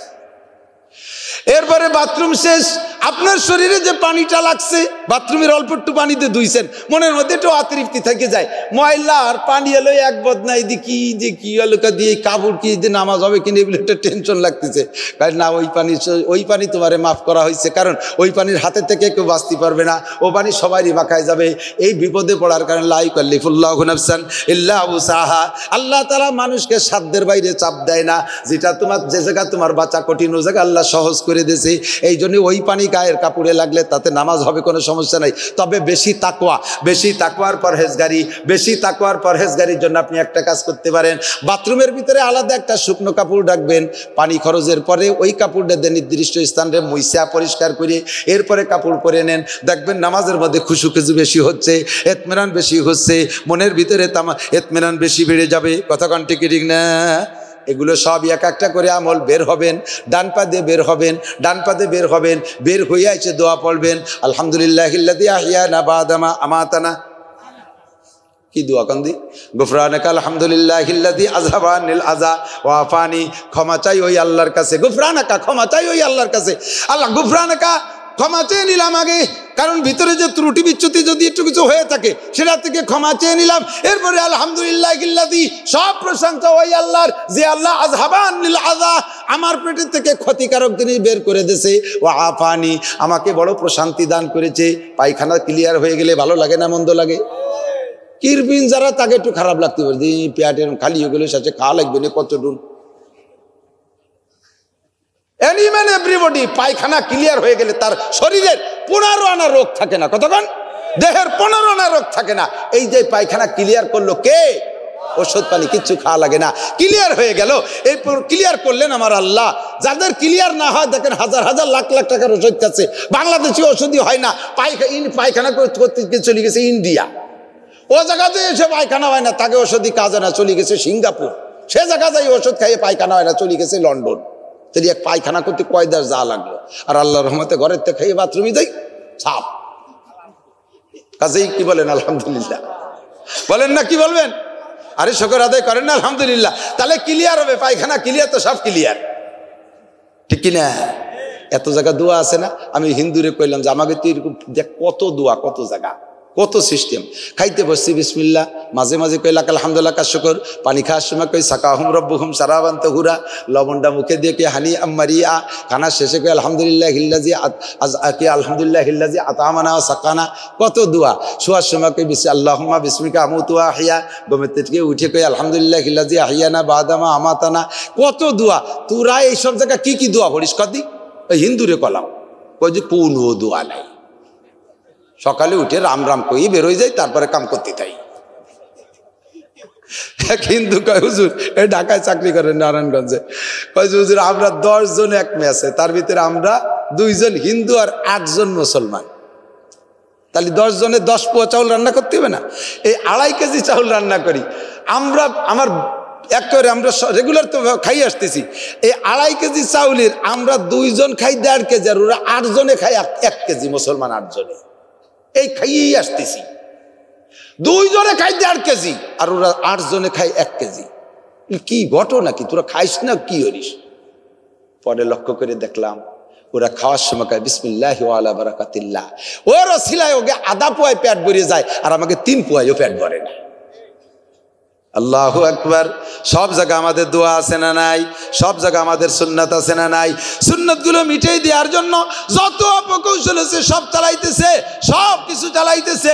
এই মুহূর্তে একটা সুন্নতের পর আমল করলে 100 শহীদের সওয়াব সম্ভব আছে না নাই পাওয়া? বিশ্বাস হয় কি হয় না?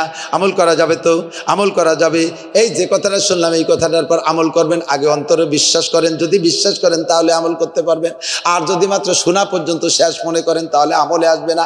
পাক্কা প্রতিজ্ঞা করি, যে কটা কথা আজকে শুনছি এই সুন্নতগুলো প্রতিজ্ঞা করি আমল করবই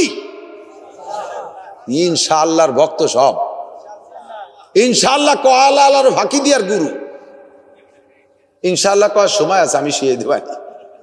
আগে কন আমল করবই, আমল করবই, নামাজ পড়বই, আগামী রমজানে রোজা, হজের টাকা হইলে হজ, যাকাত পরিমাণ মাল হইলে যাকাত দেব, পর্দা করব, বিড়ি খাবো,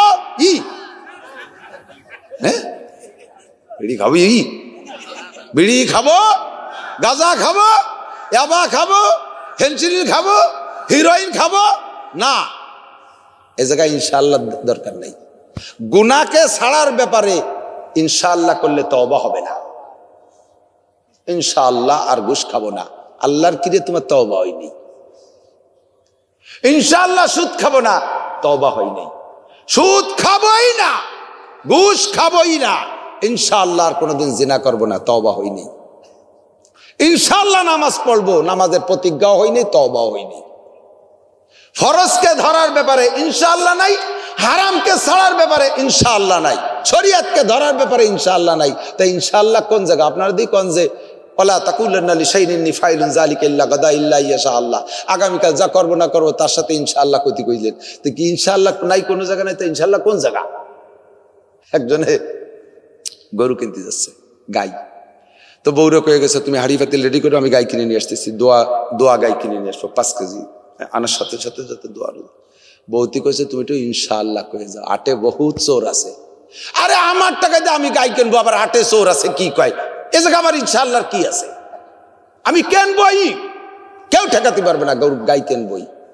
আটে যাইয়ে সুন্দর করে বৌতি রেডি হয়েছে, দমক দেশে মহিলারা যদি স্বামীতে দমক দেয় আর স্বামীরা যদি দাফটাল হয় তো বউরা কথা করতে পারেনি।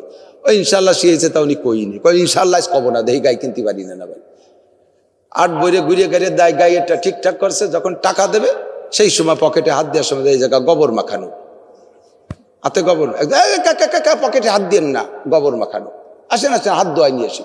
হাত ধোয়াতে নিয়ে টিউবওয়েলের দ্বারা নিয়ে গেছে, 10-15 জনে গিরিয়ে ধরছে, একজন চাপ দেয় আর উনি কুজ হইয়া হাত ধরছে, আর ওরা তো গিরিয়েই রয়েছে। পিছন পাশতে একজনের চাকু দিয়ে মারিয়ে দিয়ে তাল দিয়ে টাকা নিয়েছিল, জাঙ্গের নিচে এটা আসেল। ওনার বিশ্বাস যে চোরে হাত দিলেও অত দূর হাত দিতে পারতেছে না, কারণ জাঙ্গেরও নিচে সে জায়গায় হাত দিতে একটা হিসেব নিকেশ আছে না। ওরা ওই পাশতে অপারেশন করে বাড়াই নিয়ে গেছে। হাতটা ধুয়ে হাত দিয়েছে, প্যান্টের তল দিয়ে হাত বার হয়ে গেছে, এটা টায়ার টুয়ার নাই। এখন তো গাই কিনতে পারি নেই, আর আসছে বাড়ি, আইসে বাড়ি বেড়ার পাশে দাঁড়াইয়ে ছোট ছোট টকটকি দিচ্ছে, শব্দ দিচ্ছে, নক করতেছে। বউকে কি ব্যাপার ওখানে কে? ইনশাআল্লাহ আমি। ওখানে কেন বাড়িয়েছেন গরু নিয়ে? ইনশাআল্লাহ টাকা চোরে নিয়ে গেছে। গাইকো কয় ইনশাআল্লাহ কিনি রে, পদে পদে ইনশাআল্লাহ। সময় মতো একবার কলি টাকা চোরে নিত না, আল্লাহর পর দায়িত্ব দিত, আল্লাহ গাই কেনার ব্যবস্থা করে দিত, চোর রেজে আনতো না। আবার জায়গায় জায়গায় ইনশাআল্লাহ কতি কতি আমাকে হুজুররাও কয়, আমি স্টেজে চেয়ারে বসা ঘোষক যিনি আজকে এখানে না, কোনো কোনো জায়গায় পেছে, কত তাল যে সামনে পেছে, আমার স্টেজে বসাই দিয়ে একজন আমার বলতেছে, এখন হজ করিবেন হযরত মাওলানা আন্তর্জাতিক খ্যাতি সম্পন্ন মুফাসসিরে কুরআন ইত্যাদি কয়েটে কয়ে হযরত মাওলানা নাসির উদ্দিন নাওয়ারাল্লাহু মারকাদা। আপনারা পাবলিকরা বোঝেন নাই, উলামায়ে কেরাম বলছে মরা মানুষের জন্য আল্লাহ নাওয়ারাল্লাহু মারকাদা, তার মানে আল্লাহ তার কবর রে নূরে ভরিয়ে দিক। আমি এনে বসা আমার কবর নূর দিয়ে ভরিয়ে দিচ্ছে। আমি স্টেজে বসা কয় যে হযরত মাওলানা নাসির আহমদ সাহেব চলে আসছেন, স্টেজে বসে গেছেন ইনশাআল্লাহ। এ জায়গা কি ইনশাআল্লাহ? এ জায়গা ওই মাশাআল্লাহ নয় আলহামদুলিল্লাহ, ইনশাআল্লাহ সামনের জন্য কতক্ষণ। এখন কলম যে তারিখ এত জায়গায় ইনশাআল্লাহ বলতে দিলেন না, তো ইনশাআল্লাহটা কোন জায়গা? ফরজে ইনশাআল্লাহ নাই, নামাজে ইনশাআল্লাহ নাই, রোজা ইনশাআল্লাহ নাই, হারাম ছাড়া ইনশাআল্লাহ নাই, তো ইনশাআল্লাহ কোন জায়গা? বলে হ্যাঁ ইনশাআল্লাহর জায়গা আছে। বলেন ফজরের নামাজ পড়িবই ইনশাআল্লাহ কর পাগল। আমি শিখাই দেওয়ার জন্য কই দিই, আমার সাথে মস্ক করেন, ফজরের নামাজ পড়িবই পড়েন, যে এখন না তো ইনশাআল্লাহ ফজর পাইলে, ইনশাআল্লাহ ফজরের রক্ত, এই ইনশাআল্লাহ ফজরের রক্ত পাওয়ার সাথে সম্পর্ক, নামাজের সাথে না। কথা বোঝা গেছে? বলেন যাকাত দেবই, তা দেন, ওই টাকা নাই তো, ইনশাআল্লাহ টাকা হলে, বুঝতে পারছি না সুন্দর করে? ইনশাআল্লাহ টাকা হলে। বলেন হজ করবই, যাও চলে যাও, কয় টাকা নাই তো, ইনশাআল্লাহ টাকা হলে। বলেন রোজা রাখবই, একটু কবেন না, রোজা রাখবই। ভাই গানও জানি না, গজলও জানি না, সুরও নাই, তালও নাই, এই পারি শুনবেন, যা পারতেছি তাই করতেছি, প্রয়োজন হলে শোনেন, নাহলে আমার ছুটি দেন, আমি চলে যাই। রোজা রাখবই, রাখেন, কয় না রমজান আসলি ইনশাআল্লাহ, ইনশাআল্লাহ রমজান। আমি কি ইনশাআল্লাহ বুঝতে পারছি কোন জায়গা? এবার কোন মদ খাবই না, ইনশাআল্লাহ সামনে আসলে, ইনশাআল্লাহ বিড়ি খাবই না, ইনশাআল্লাহ পাইলে, পালিও খাবো না, ওই ইনশাআল্লাহ ওই বিড়ি পাওয়ার সাথে, মদ সামনে আসার সাথে। জিনা করবই না, সুযোগ ইনশাআল্লাহ, সুযোগ পাইলে জিনা করব, জিনার সাথে ই না, আর ইনশাআল্লাহ সুযোগের সাথে। কথা বোঝা গেছে? সমস্ত শরীয়তের বিধান ধরার ব্যাপারে কোনো ইনশাআল্লাহ নাই, গুনাহ থেকে তওবার ব্যাপারে কোনো ইনশাআল্লাহ নাই। ইনশাআল্লাহ হলো সুযোগ আর টাইমের সাথে, সুযোগ আর সময়ের সাথে। কথা কি বোঝা গেছে? আমাদের সমস্ত সুন্নতগুলো বিলুপ্ত হয়ে যাওয়ার পথে, অমুসলমানদের অপকৌশল, আমাদের অলসতা, অমুসলমানদের অপকৌশল, আমাদের অলসতা, ফাঁকে ঠিক রাখবেন। এদিক তাকান, আল্লাহ নবী বলেন আখলিস দীনাকা ইয়াকফিকাল আমালুল কলিল, তোমার ঈমানকে খাঁটি করো, অল্প আমলই নাজাতের জন্য যথেষ্ট হইবে। হে যুবক, আবাল, বৃদ্ধ, বনিতা, নারী আর পুরুষ, আল্লাহ নবী বলেন তোমার ঈমানকে খাঁটি করো, ঈমানকে পিওর করো, ঈমানকে ফ্রেশ করো, ঈমানকে নষ্ট হতে দিও না, ঈমান রে পাহারাদারি করো, অল্প আমলই নাজাতের জন্য যথেষ্ট হইবে। ঈমান বড় ক্রিটিক্যাল, বেরোয় যায় ফুস কইরা, ঈমান বড় ক্রিটিক্যাল, ঈমান বাতাসের মতো বেরোয় যায় ফুস করে, আর বেরোয় যাওয়ার জন্য মেলা ছিদ্র লাগে না, সামান্য এক ছিদ্র পাইলে বাতাস বেরোয় যায়। এই বেলুন ফুলানো দেখছেন না? বেলুন কই তো একটা বেলুন এরকম বড় ফুলাইছেন, বেলুনের সাধারণ বডি তো থাকে চিমটা, হাওয়া দিলে বড় হয় না। এখন একটা বেলুনটা পুরো গোল করতে জন্য যতটুকু হাওয়া দেওয়া দরকার ততটুকুই দিতে হবে, ওর চেয়ে বেশি দিলে ফেটে যাবে, আর ওর চেয়ে কম থাকলে মুখের কাছে চিপা থাকে, বোঝা যায় যে পুরো ফলে নাই, ঠিক না? ইমানের, ইসলামের একটা ব্লাডার আছে, ইসলামের একটা বেলুন আছে, এই ইমানের বেলুন, ইসলামের বেলুন দ্বারা আপনি ফুলবেন শরিয়াতের সব আমল দিয়া। এবার খেয়াল করতে হবে, ভালো করে মনে রাখতে হবে, খুব খেয়াল করতে হবে, আমার দিক তাকান। আপনার ইমান যে কোনো জায়গায় দিয়ে বেরোয় যেতে পারে, এই বেলুনের ভিতরে যতটা হাওয়া দিয়েছেন, এই সম্পূর্ণ হাওয়াটা থাকলে বেলুনটা পুরো গোল থাকে, ঠিক তো? এবার সম্পূর্ণ হাওয়া ধরে রাখার জন্য, যুবক মনে রাখো, সম্পূর্ণ হাওয়া ধরে রাখার জন্য বেলুনের সারাগা ভালো থাকতে হবে না? ঠিক না? তা সারা গা ভালো আছে বিদায় বেলুনের হাওয়াটা পুরো আছে। এবার সম্পূর্ণ হাওয়া বেরোয় যাওয়ার জন্য বেলুনের সারা গা ছেঁড়া লাগবে না? বুঝে নাই? সম্পূর্ণ হাওয়া বেলুনের মধ্যে থাকার জন্য পুরো বডি তো ভালো থাকতে হবে, আবার সম্পূর্ণ হাওয়া বেরোয় যাওয়ার জন্য পুরো বডি ছেঁড়া লাগবে না? এক জায়গায় একটু সুই দিয়ে ফুটো করে দিলি, এখন বেলুনের সারা গা তো ভালো রয়েছে, তারা যদি বলে এ হাওয়া সব বেরোতে পারবি না, যতটুকু ফুটো হয়েছে অটুক বেরোবি, আমরা সব জায়গা ভালো রয়েছি, হাওয়া থাকতে হবে। উনরা দিন ভরে রাত ভরে মিছিল দিলেও কি হাওয়া রাখতে পারবে? এক কোনা ফুটো হয়ে গেলে ওই জায়গাতে বেরোয় যায়। কতক্ষণ ইমানের বিলাডারের থেকে ওই রকম বেরোয় যায়। আরে এত মসজিদের দরকার কি?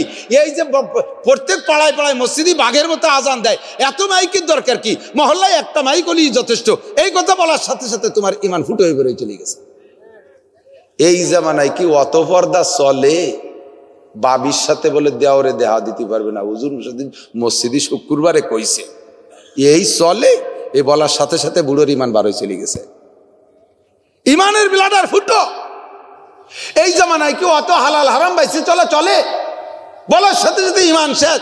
বাপে যদি ছেলেকে বলে তোর কি দাড়ি রাখার বয়স হয়েছে, বাপ কাফের হয়ে গেছে। মা যদি বলে তোর কি দাড়ি রাখার বয়স হয়েছে, তুই এখনো যুবক মানুষ, তুই এখনো বিয়ে শাদী করলি না, মা কাফের হয়ে গেছে। তার বাপ যদি এই কথা না বলে আর মা যদি এই কথা বলে, মা বাপের ভিতরে স্বামী স্ত্রী বন্ধন ভেঙে গেছে, তালাক হয়ে গেছে। এখন ফিরে কলেমা পড়ে মুসলমান হওয়ার আগে স্বামী স্ত্রী মিলন করতে পারবে না, মুসলমান হয়ে আবার বিয়ে ফলাইতে হইবে। নইলে যদি তারা স্বামী স্ত্রী মিলন করে তাতে জিনার গুনাহ হবে, পরবর্তী যে সন্তান হবে সব জারুর সন্তান, হারামজাদা হবে। আকলিস দিন ইয়াকফিকাল আমালুল কলিল। বাবার দরবারে খাজার দরবারে যাওয়া পার্টি আছে না এলাকায়? বাবার দরবার খাজার দরবার, বাবা দেয়, খাজা দেয়, এ দেয়, অ দেয়, গোড়ার ডিমও দেয় না। বাবা নিজেই মহা অভাবে আছে, যার কারণে কবরের কাছে বড় ড্যাগেরটা ফাইতে তুইছে, আমার টাকা দাও। আছে না নাই? কতক্ষণ বড় বড় ড্যাগ পাতা আছে না? সেই অভাবের জ্বালায় সে মূর্তি, তার কবরে কয় টাকার দরকার? আমাকে ওই জায়গায় হিন্দু নাম তার নাইদুও, নাইদুও মরিয়ে গেছে। সব আমাকে খুব মুসলমান, ওই এক ঘর হিন্দু নাইদুও রঞ্জিত, ওরা 3-4 ঘর আছে। তো নাইদুও মরার আগে মুসলমানদের সাথে চলাফেরা, তো মাঝে মাঝে গোষ্ঠ খাইছে, আমাকে বাড়ি টাড়িয়ে দিকে দিয়েছে গরুর গোষ্ঠ। তার নাইদুও মরার আগে কইছে যে আমারে মাটি দিস, ওই দিস, মুসলমানদের মতো মাটি দিস, পোড়া দিস না। তো মুসলমানদের মতো মাটি দিতে কইছে বলে ওর দেশে মাটি দিছে। আর মাটি তো দেশে মাটি দেওয়ার সময় ওর ফ্যামিলির সদস্যরা ওরে 1 টাকা আর 4 আনা পয়সা দিয়ে দিছে। কোনো জায়গায় কিয়া পারতি লাগতে পারে, পারের পয়সা, আর 2 প্যাকেট বিড়ি আর একটা মেজ দিয়ে দিছে। কবরে থেকে কি এর একটু বিড়ি উড়ি খাবি? ও জীবদ্দশায় তাসের বড় ভক্ত ছিল, 2 বান্ডিল তাস দিয়ে দিছে, যে এতদিন কি এর উঠছে তাস তোস কেন? আস্তাগফিরুল্লাহ। কবরে কি এগুলো চলবে? কথা বলেন, চলবে? ও দোস্তের কিচ্ছু কবরে চলবে না। ঠিক কি ঠিক না? কি জানি বলতে যে সরে চলে গেছে, ছোট্ট গল্প বলতে যে, তা বলতে চাইছি আগে আমার কি বলা হয়, ইমানকে ঠিক রাখতে হবে। আকলিস দীনাকা ইয়াকফিকাল আমালুল কলিল, তোমার ইমানকে খাঁটি করো। কি কয়? বাবার দরবারে খাজার দরবারে, বাবার দরবারে খাজার দরবারে কিচ্ছু চলে না। তার কবরে যা বলতে চাইছি, কবরে টাকা লাগবে না। ওই 4 আনা 1 টাকা 4 আনা দিয়ে কি করবে? ও জায়গা বিড়ি খাওয়া চলবে না, ও জায়গা তাস খেলা চলবে না। বাবার দরবারে বলো ডেক পাইতে তুইছে, টাকা দিতে হবে ওই জায়গা, সেই বাবা তোমার ঘোড়ার ডিম দেবে। এই যে হিন্দু ভাইরা আছে নাকি আশেপাশে আমি জানি না, তাদেরকে যদি থাকে আল্লাহ তাআলা তাদেরকে বুঝ দিক, বলেন আমিন। আমি কই না, আল্লাহর কোরআনের আয়াতের তরজমা, ইন্নাল্লাযীনা তাদউনা মিন দুনিল্লাহি লা ইয়াখলুকু যুবাবান ওয়ালা বিজতামাউ লা। তোমরা যারা আল্লাহ ছাড়া অন্যের পূজা করো, দেবদেবী গাছপালার পূজা পাঠ করো, তোমরা বলো তো আল্লাযীনা তাদউনা মিন দুনিল্লাহ, আল্লাহ ছাড়া যার কাছে প্রার্থনা করো ওর কি যোগ্যতা আছে? লা ইয়াখলুকু যুবাবান, তোমাদের 33 কোটি দেবদেবী সকলে সম্মিলিতভাবে একটা মাছি বানাইতে পারবে? কথা কয় না, পারবে? আরে মাছি বানাইতে পারবে তো না পারবে না? লা ইয়াখলুকু যুবাবান ওয়ালা বিজতামাউ লা, সবাই সম্মিলিত চেষ্টা করে পারবে না। শুধু তাই নয়, বরঞ্চ ইয়াসলুবুহুমুজ যুবাবু শাইআন লা ইস্তানকিজুহু মিনহু যাওফাত তালিব ওয়াল মাতলুব। মশা মাছিতে যদি ওই দেবদেবীর নাক মুখ খুলিয়ে নিয়ে যায়, তাও কি প্রতিবাদ করতে পারবে? রাস্তাঘাটে কত জায়গা দেখি কুত্তই যাইয়ে ঠ্যাঙ্গু সরে নাক মুখ ভরে স্প্রে করে দিয়েছে। কোনোদিন কি কোনো কুত্তরে করতে পারছে? দেখ কুত্ত সবাই আমারে ভোগ দেয়, খাতি দেয়, কত কিছু দেয়, তোরাই খালি দিস নে, না দিস না দিস, এইরকম মানুষের মধ্যে নাক মুখ করে পেশাব করে দিয়ে আমারে বেইজ্জত করিস কে? একটু কি করতে পারে? কোনো ক্ষমতা আছে? আরে মূর্তির যেমন ক্ষমতা নাই, বাবার ওইরকম ক্ষমতা নাই, খাজার ওইরকম ক্ষমতা নাই। পীরের দরবারে মান্যত করা, গাছ পূজা মাছ পূজা অমুসলমান কাফেরদের স্বভাব, মুশরিকদের স্বভাব। মুসলমান যাইয়া বাবার দরবারে মান্যত করে সে জায়গা দিয়ে বিশাল কিছু হাসিল করে নিয়ে আসে। ইমানকে ঠিক করেন, মুশরিক হয়ে জাহান্নামে যাবেন। নামাজ পড়বেন, রোজা রাখবেন, মসজিদ করবেন, মাদ্রাসা করবেন, কিচ্ছু কাজে লাগবে না। আল্লাহ পাক রব্বুল আলামিন বলেন, ইয়া আইয়ুহাল্লাযীনা আমানুত্তাকুল্লাহ, হে আমার অন্ধ জগতের অটল বিশ্বাসী পাগলরা, অন্ধ জগতের অটল বিশ্বাসী পাগলরা, ভয় পাও আল্লাহকে। জোরে বলেন কাকে? ভয় পাবেন কাকে? কি জন্য? আল্লাহ নিজে কি হাত দিয়ে পিটাবে নাকি? আল্লাহ নিজে হাত দিয়ে পিটাবে না। আল্লাহ কি কামড় দেবে? আল্লাহ কামড় দেবে না। আল্লাহ দাউ দিয়ে কোপ দেবে না। আল্লাহ বন্দুক দিয়ে গুলি করবে না। আল্লাহরে কি জন্য ভয় পাবো? লা তাজুলু কদামা ইবনি আদম ইয়াউমাল কিয়ামা হাত্তা ইউসআলা আন আরবা, যতক্ষণ পর্যন্ত একটা বনি আদম হাসরের মাঠ থেকে ইচ্ছা মতো কোনো দিক যাইতে পারবে না। ময়দানে মাহশারে, হাসরের মাঠটা তোমার পাকে শিকল দিয়ে আটকায় রাখবে। এক কদম হাঁটতে, এই যুবক আমার দিক থেকে এক কদম হাঁটতে পারবা না, চারটি প্রশ্নের জবাব না দিয়া আল্লাহর সামনে দিয়ে যাইতে পারবা না। আন উমরিহি ফিমা আফনা, তোমার গোটা জিন্দেগি কোথায় কোন কাজে লাগাইছো বলে যাও, আল্লাহু আকবার জবাব দিয়ে যাও। ওয়া আন শাবাবিহি ফিমা আবলা, যুবক যুবতী যৌবনকালটা কোন ভাবে কাটাইছো একটু কইয়া যাও, তুমি কিভাবে কাটাইছো বলে যাও। 3 নম্বরে ওয়া আন মালিহি মিন আইনা ইকতাসাবা ফিমা আনফাকা, মাল কোত্থেকে কামাই করেছো, কোথায় খরচ করেছো, হালাল ভাবে কামাই করে হারাম ভাবে খরচ করেছো, এটা অপরাধ করেছো। সুদ খাইয়া ঘুষ খাইয়া চুরি ডাকাতি করে কামাই করে তাই দিয়ে আবার মসজিদ বানাই দিছো, এটা তার চেয়ে বড় অপরাধ করছো, এটা তার চেয়ে বড় অপরাধ করছো। এই মাল কোত্থেকে কামাই করেছো, কোথায় খরচ করেছো, জবাব দিয়ে যাও। 4 নম্বরে মাদা আমিলা বিমা আলিমা, আমি এই 1.5 ঘন্টা পর্যন্ত কত কিছু বলেছি, আর জিন্দেগিতে উলামায়ে কিরামের কাছ থেকে কম শোনেন নাই। বিশেষ করে জুমার দিন ইমাম সাহেবরা খুতবার আগে বাংলায় বয়ান করে, তার ভিতরে প্রয়োজনীয় সমস্ত মাসালার আলোচনা করে, কম বেশ একটু একটু করে করতে করতে করতে সবই বলে বেলাইছে। জানো কম না, মানছো কতটুকু আমার কাছে জবাব দিয়ে যাও, তোমার জানা অনুযায়ী আমল করেছো কতটুকু জবাব দিয়ে যাও। 4 প্রশ্নের জবাব না দিয়ে সামনে বাড়তে পারবা না। আল্লাহকে ভয় পাই এই জায়গা, কথা কোন ঠিক না? বিচার দিনের মালিক কে? বলেন মালিক ইয়াউমিদ্দিন, মালিক ইয়াউমিদ্দিন বলেন না, মালিক ইয়াউমিদ্দিন। বিচার দিনের মালিক কে? বাংলাদেশ হাইকোর্টের বিচারপতি, সুপ্রিম কোর্টের বিচারপতি, আমাদের দায়রা জজ কোর্টের বিচারপতি। আরে এনাদেরকে পয়সা দিয়ে দুর্বল করা যায়, মালিক ইয়াউমিদ্দিনকে পয়সা দিয়ে দুর্বল করা যায় না। ও জায়গায় একটা জিনিস লাগবে, সেটা হলো আকলিস দীনাকা ইয়াকফিকাল আমালুল কলিল, তোমার ঈমান রে খাঁটি করো। বাবার দরবারে, খাজার দরবারে, পীরের দরবারে, মাজারে যাইয়া মান্নত সান্নত করে ঈমানটারে নষ্ট করো না, ফ্রেশ একটা ঈমান আনো। আর ইত্তাকুল্লাহ, ভয় পাও আল্লাহকে। ফাঁকে মনে রাখো বান্দাওয়ালা তামুতুন্না ইল্লা ওয়া আনতুম মুসলিমুন, ভয় পাওয়া ঈমান তৈরি কইরা এরপরে মুসলমান না হইও মরো না। জানতে চাইলাম আল্লাহরে ভয় পাইলে লাভ কি? আল্লাহরে ভয় পাইলে লাভ কি? আল্লাহ কয় শোন, আমারে ভয় পাইলে লাভ কি? 3টে লাভ আছে। কয়টা? মুখস্থ করেন কয়টা? 1 নম্বরে আল্লাহ কয় মাইয়াত্তাকিল্লাহ ইয়াজআল লাহু মাখরাজা, যে আমাকে ভয় পাবে, যে আমাকে ভয় পাবে, যে আমাকে ভয় পাবে, আমি তার এই আয়াতের ভিতরে কয় 2টা জিনিস দেবো। 1 নম্বরে ইয়াজআল লাহু মাখরাজা, যত বড় বিপদে পড়ো, খেয়াল করছেন, যত বড় বিপদে পড়ো, আল্লাহ পাক রব্বুল আলামিন কয় আমার প্রতি যদি তোর ভয় থাকে, আমি আল্লাহ তাআলা ওই বিপদ থেকে বাঁচার ব্যবস্থা করে দেব। 1 নম্বর, দুনিয়ায় বিপদ আসবে কি আসবে না? আসে কি আসে না? আজকে যে ভালো আছেন, কালকে কি সেই ভালো থাকতে পারবেন? সম্ভাবনা আছে? সম্ভাবনা বিলকুল নাই, সন্দেহ আছে 100%। ঠিক না? মাঝে মাঝে তবলিগের তশকিল করি, কাকা একটু চলেন, একটা সিল্লে দিয়েছেন। হ্যাঁ দেখি তো, আমাদের ওইদিকে আছে পাট খেত, পাটের বীজ বুনিয়ে তারপরে দেখি তো পাটের বীজ বুনা হয়ে গেছে, চলেন যাই। কাকা কয় যে দেখি একটু কোপ দিয়ে নেই, বন হয়েছে একটু কোপ দিয়ে নেই, তারপরে দেখি তো। কুপানোর পরে কয় চলেন কাকা একটু, হয়তো কোপ তো দিয়ে গেছে, কয় আবার ওই যে বন বড় হয়ে গেছে, একটু নিড় দিয়ে নেই, তারপরে দেখি তো। এই করতে করতে পাট বড় হয়ে গেছে, আবার ওর মধ্যে ছোট পাট কাটিয়ে দিয়ে কয় এরকম বাঁশ কাটা, কয় যে বাঁশ কটা কাটিয়ে নেই, তারপরে দেখি তো। এই করতে করতে গাছ বড় হয়ে গেছে, বড় পাট বড় হয়ে গেছে, পানি এসে গেছে, কয় গাছ কটা কাটিয়ে নেই, তারপরে দেখি তো। এই দেখি তো গতি গতি গতি গতি পাট কাটা হয়ে গেছে, ফিরে আবার ধান বুননের সময় হয়ে গেছে, কয় তার ধান কটা বুনে নেই, তারপরে দেখি তো। এই সারা জীবন ভরে দেখি তো, কোনোদিন করি তো না। কতক্ষণ যে কাজ করবো এখনই করে ফেলবো, যে কাজ করবো এখনই করে ফেলবো। কথা বলেন। আল্লাহ পাক বলেন তুমি দুনিয়ায় ফারে গইতে পারবে না, ঝামেলা মুক্ত হতে পারবে না, বিপদ মুক্ত হতে পারবে না। দুনিয়া একক ঝামেলা মুক্তর জগৎ নয়। আরে মাননীয় প্রধানমন্ত্রীর মাথায় 24 ঘন্টা টেনশন, ঠিক কি ঠিক না? বাড়ি জাতি গেলি পারে একখান প্রাইভেট কার নিয়ে একা একা বাড়ি জাতি পারে টঙ্গি পাড়া? কোনো দিনও না। প্রধানমন্ত্রী যতদিন থাকবে কমপক্ষে অতদিন পারবে না। ছুটি গেলি যদি একা একা জাতি পারে। এই যে প্রধানমন্ত্রী ঢাকা থেকে বাড়ি যায়, পুরো ঢাকা থেকে নিয়ে বাসার থেকে নিয়ে টঙ্গিপাড়া পর্যন্ত 2 লাইনে হাজার হাজার পুলিশ, ঠিক না? তাহলে ওনারও ফ্রি ফ্রেশ মাইন্ডে চলার সুযোগ প্রেসিডেন্টের নাই, কাহারও নাই। কারে বলবেন? শিল্পপতি কোটিপতি তারা আরো বিপদে আছে, আমরা গরিবরা একটু ভালো আছি, পয়সা করি নাই, রাস্তায় দিয়ে গেলে কেউ আমাকে সালাম কালাম দেয় না।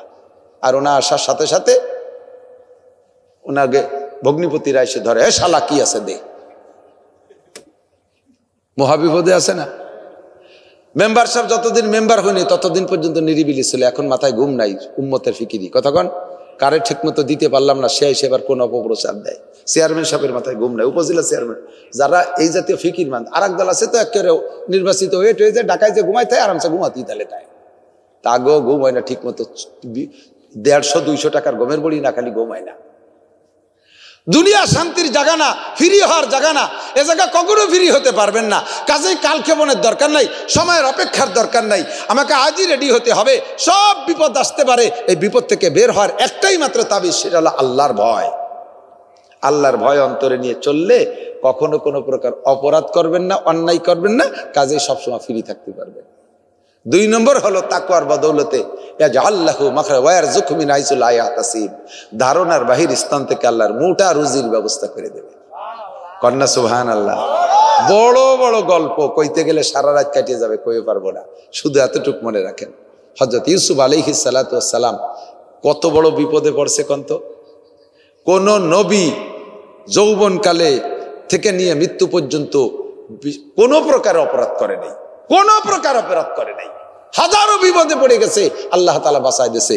ইউসুফ আলাইহিস সালামকে জুলাইখা আটকাইছে, 7টা দরজা ভিতরে খিল দিয়ে আবার তালা দিছে। আগে তো মিস্ত্রি ডেকে ভিতর যেত, মানুষের তালার ব্যবস্থা রাখে না, স্বাভাবিক খিল আটকায় দেয়, সিটকেনি আটকায় দেয়, হুক লাগাই দেয়, এই না, ভিতরে তালা সিস্টেম করছে, যে কারো সিটকেনি দিলে খুলিয়ে যেতে পারে, তালার সিস্টেম করছে আইনে মিস্ত্রি আইনে। বিশ্ব সুন্দরী জুলাইখা, আজিজে মেসের, মিশরীরা এমনি সুন্দরী, সুশ্রী বেশি, আল্লাহ তাআলা আগেতে বানাইছে। আল্লাহ তার ভিতরে প্রেসিডেন্টের স্ত্রী, তৎকালীন বিশ্বের বিশ্ব সুন্দরীদের তালিকায় জুলাইখা। সেই জুলাইখা যুবতী, বাচ্চা কাচ্চা হয় নাই, সেও খুব হ্যান্ডসাম। 40 রাত পর্যন্ত মানুষ যুবতী থাকে। এই যুবতীর টলমলে সুন্দরী ঘরের ভিতরে নিয়ে ইউসুফ আলাইহিস সালামের সামনে গায়ের সব কাপড় খুলে ফেলেছে। অকালাত হাইতালাক, আর বলতেছে ইউসুফ তোমার চাহিদা পূরণ করো, আমার চাহিদা পূরণ করো। ইউসুফ আলাইহিস সালাতু ওয়াস সালাম কয়, ওমা উবাররিউ নাফসি ইন্নান নাফসা লাআম্মারাতুম বিসসু ইল্লা মান রাহিমা রাব্বি। ওই মুহূর্তে আমি আমার নফসের উপরে, আত্মার উপরে আত্মবিশ্বাস হারাই ফেলতে গেছি। বারবার নফসে কামড় দিচ্ছিল, আল্লাহ ছাড়া আমার ওই জায়গা থেকে কেউ বাঁচাইতে পারে নাই। আমি তখন ভয়তে কাঁপতেছি, কিভাবে কি করব। আমি ভয়তে বাঁচার জন্য চেষ্টা করতেছি, কিন্তু উপায় নাই, তালা দিয়ে সে চাবি সেরি দিয়েছে, লুকায় রাখছে। ইতিমধ্যে দেখি জুলাইখার একটা মূর্তি, জুলাইখা আবার মূর্তি পূজারি ছিল, ওর মূর্তি পাশে মূর্তির মাথা কালো কাপড় দিয়ে বাঁধতে থুইছে, পেশাইয়ে কালো কাপড় দিয়ে মূর্তির মাথা। তো ইউসুফ আলাইহিস সালাম বলছে, ম্যাডাম এইটা কি? কয় যে আমি ওর ইবাদত করি, আমার ভগবান। তো ওর মাথায় কালা কাপড় দিয়ে মুখ টুক বাঁধিয়ে রাখছেন কে?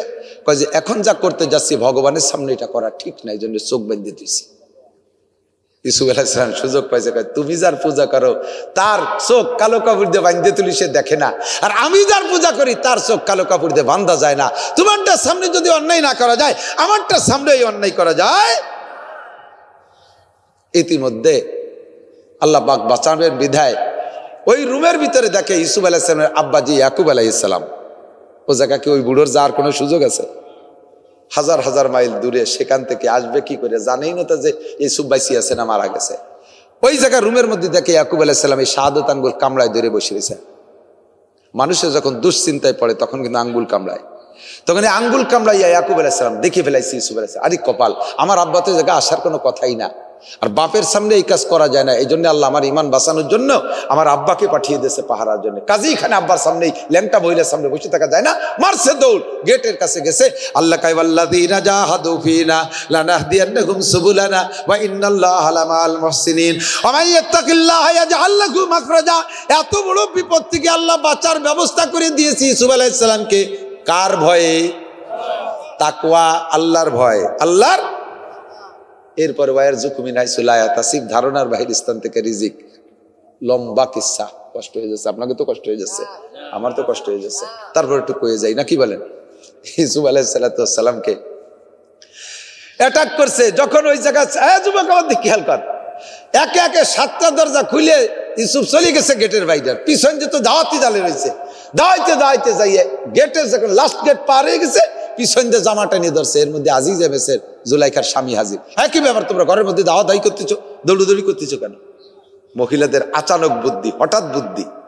হ্যাঁ যুবক, মনে রাখিস, তুমি কোনো মহিলার সাথে প্রেম করছো, মহিলাই তোমারে ফুসলাইছে, মহিলাই তোমারে উদ্বুদ্ধ করছে, অনেক কিছু হয়ে গেছে, তারই প্ররোচনায় তুমি ধরা খাইছো। লাস্টে যখন দুইজন ধরা পড়ে গেছো, দেখবা মহিলাটা কি সুন্দর বাইসে চলে যাবে তোমার গাড়ে বোঝা উঠাই দিয়ে। এই শয়তান, আমারে কত রাত গম কামাই করছি, আমি মোবাইল কিনে দিছি, ইয়ারছে তারছে, লাস্টে অমুক জায়গা নিয়ে গেছি, দুনিয়ার সব আকামের বোঝা তোমার গাড়ে উঠাই দিয়ে উনি 7 দোয়াতে তলি রাটি। এই জুলাইখা কয়, বাচ্চা, এই যেই ছেলেটাকে নিজের সন্তানের মতো আজ 13টা বছর খাওয়ালাম পারলাম, সেই ছেলে আজকে আপনার স্ত্রীর ইজ্জত নষ্ট করতে গেছিল, এই জন্য ওরে ধাওয়া মারছি। ইউসুফ আলাইহিস সালাম কই, আল্লাহু আকবার, কি আজব মিথ্যে কথা, যা তার সম্পূর্ণ উল্টো হইতেছে। ধরে জুলাইখা ইউসুফ আলাইহিস সালামের জেলে আটকায় দিয়েছে, যা হবার হয়ে গেছে। আল্লাহু আকবার। লাস্টে জেলের থেকে বেরোইছে, জেলের থেকে বেরোই, জেলের ভিতরে থাকা অবস্থায় একটা কথা কয়ে যাই, জেলের ভিতরে থাকা, লম্বা কিসসা তো, একটা ছোট্ট ফাঁকে ফাঁকে একটা দিলে, জেলের ভিতরে থাকা অবস্থায় উনার ওই চেহারা দেখে জেলের সমস্ত কয়েদি পাগল হয়ে গেছে। আইসে প্রত্যেকে কয়, আপনার সাথে আমি দোস্ত পাতাবো, আপনার সাথে আমি বন্ধুত্বতা করব, আপনাকে আমি বন্ধু বানাবো, এই প্রত্যেককে প্রস্তাব দিয়েছে। ইউসুফ আলাইহিস সালাম কয়, তোকে পায়ে ধরি মাফ চাই, আমার আর দোস্তের দরকার নাই, আমারে 3 জন ভালোবাসছে, 3টে বিপদে পড়ছি। প্রথম আমার তো মা মরিয়ে গেছে, আমারে ফুফু নিয়ে পালতো, সে ফুফু আমারে মোহাব্বত করতো, এই ফুফু আব্বা আমারে নিতে চাইছে, ফুফু দেবে না, সেই দিন ফুফু আমারে চোর বানাইছে, আমার ব্যাগের মধ্যে বাটি একটা দিয়ে কয়ে, ভাই তোমার ছেলে যে আমার বাটি চুরিয়ে নিয়ে গেছে। আর ও সময় চোরের বিচার হলো, মাল যদি চোরের কাছে পাওয়া যায়, ওই চোররে মালিকের কাছে দিয়ে দিতে হবে। তার মানে ইউসুফ আলাইহিস সালাম ফিরে ফুফু নেবে বিদায় এই কৌশল করছে, ফুফু আমারে প্রথম চোর বানাইছে, তারপরে আব্বা ভালোবাসছে, এরপর তার কারণে বাইরে আমারে কূপের মধ্যে ফেলাইছে, 2 নম্বর বিপদ। ফিরে জুলাইখা ভালোবাসছে, জেলে আইছি, তোর আর ভালোবাসিস না, ফাঁসি হয়ে যেতে হইনি, আমার আর আমার ভালোবাসার দরকার নাই। আল্লাহু আকবার। আল্লাহর ভয় অন্তরে রাখছে, লাস্টে যাইয়া আল্লাহ পাক ওই মিশরের বাদশা বানাইয়া মুঠা রিজিক আর সম্মান দিয়েছে ইউসুফ আলাইহিস সালামকে। কথা বলেন ঠিক না? আমাইয়াত্তাকিল্লাহ ইয়াজআল লাহু মাখরাজা, যে আল্লাহকে ভয় পায় আল্লাহ তাকে হাজারো বিপদ থেকে বের করার ব্যবস্থা করে। জুলাইখার ঘরের থেকে বাঁচাইছে, জেলের থেকেও বাঁচাইছে, বাচ্চা বের হওয়ার ব্যবস্থা করে দিয়েছে।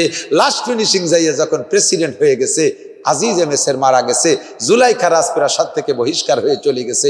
সম্পদ তো কামাইছিল কম না, কারণ বেঈমান, তাদের তার হিসাব নিকাশ নাই, প্রচুর সোনা দানা, কোটি কোটি টাকা গোছাই গোছাই নিয়ে জুলাইখা রাজপ্রাসাদ থেকে নেমে গেছে, যাইয়া বিশাল বাড়ি বানাইছে। তবে তার ইউসুফ আলাইহিস সালামের মোহাব্বত আর ভালোবাসা জুলাইখার অন্তরে থেকে কিন্তু আইজও যায়নি। তখন ইউসুফ আলাইহিস সালাম টলমলে যুবক, বিবাহ শাদী করছেন, সংসার হয়ে গেছে, রাজ সম্মান তার তো আছেই আছে, মিশরের প্রেসিডেন্ট।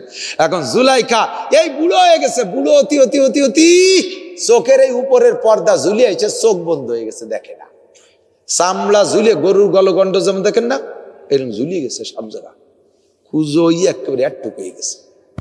তারপরে এই ইউসুফ আলাইহিস সালামের সাথে একটাবার সাক্ষাতের জন্য ওনার সোনা দানা জাগা জমি প্রত্যেককে দেয়, তুই আমার ইউসুফের সাথে দেখা হয়ে দিতে পারিস, তোরে 2 লাখ টাকা দেবো, কদিন টাকা দেন, সে টাকা খাইয়া আড়াই যায়, আর আসে দেয়া হবে, দেখাই দেন। এই করতে করতে সব শেষ করে দিয়ে লাস্টে যা ছিল তাই নিয়ে যে রাস্তার পাশে, ইউসুফ আলাইহিস সালাম যে রাস্তা দিয়ে যাতায়াত করে, ওই রাস্তার পাশে একটা সাবলা ঘর বানাইয়া ওর মধ্যে বসে অপেক্ষা করতেছে, আমি ইউসুফ এনে গেলি একটা নজর একটু দেখবো। ইউসুফ আলাইহিস সালাম আবার যেই ঘোড়ায় চলতেন, এই একটা ঘোড়াই আল্লাহ তাআলা দুনিয়া বানাইছে, আর মনে ওই ঘোড়া বানাই নেই, ওরা আগেও ছিল না। ওই ঘোড়াটা এমনি স্বাভাবিক থাকতো।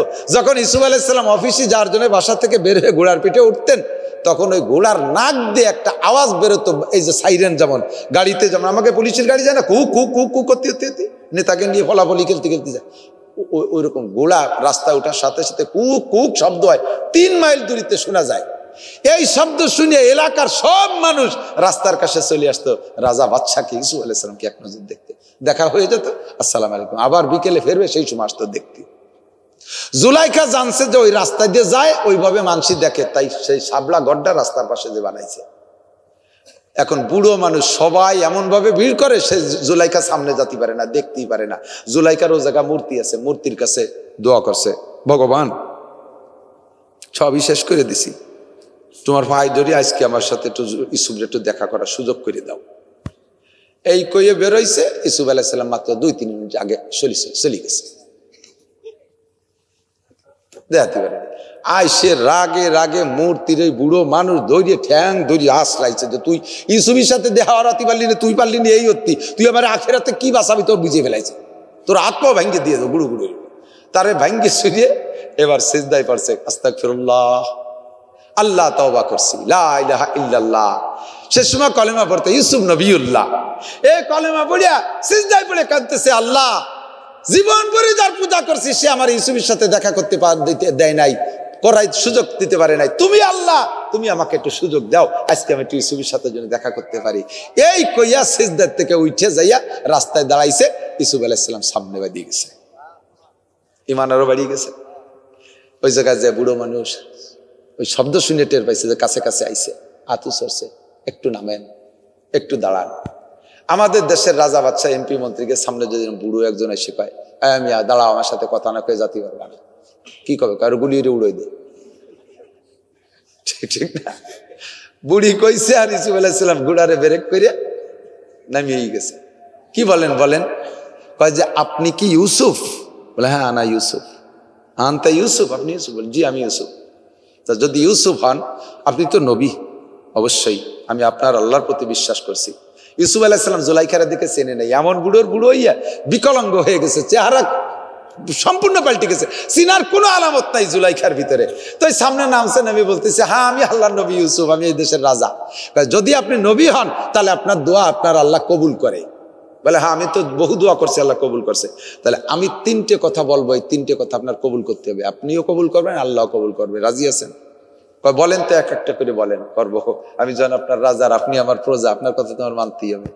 1 নম্বর কথা হলো, আপনি আল্লাহর কাছে দোয়া করলে আমার এই চোখ ভালো হয়ে যাবে, আমি আপনার একটু দেখবো, চোখের জ্বালায় দেখতে পারি না, চোখ তো অন্ধ হয়ে গেছে, একটু দোয়া করেন আমার চোখটা একটু ভালো হয়ে যায়। ইউসুফ আলাইহিস সালাম, আল্লাহ এই বুড়ির চোখ ভালো করে দাও। দোয়া করার সাথে সাথে চোখ এমন ভালো হয়েছে, 40 বছর বয়সের আগ পর্যন্ত হলো চোখ অরিজিনাল ভালো থাকে, এরকম চোখ হয়ে গেছে।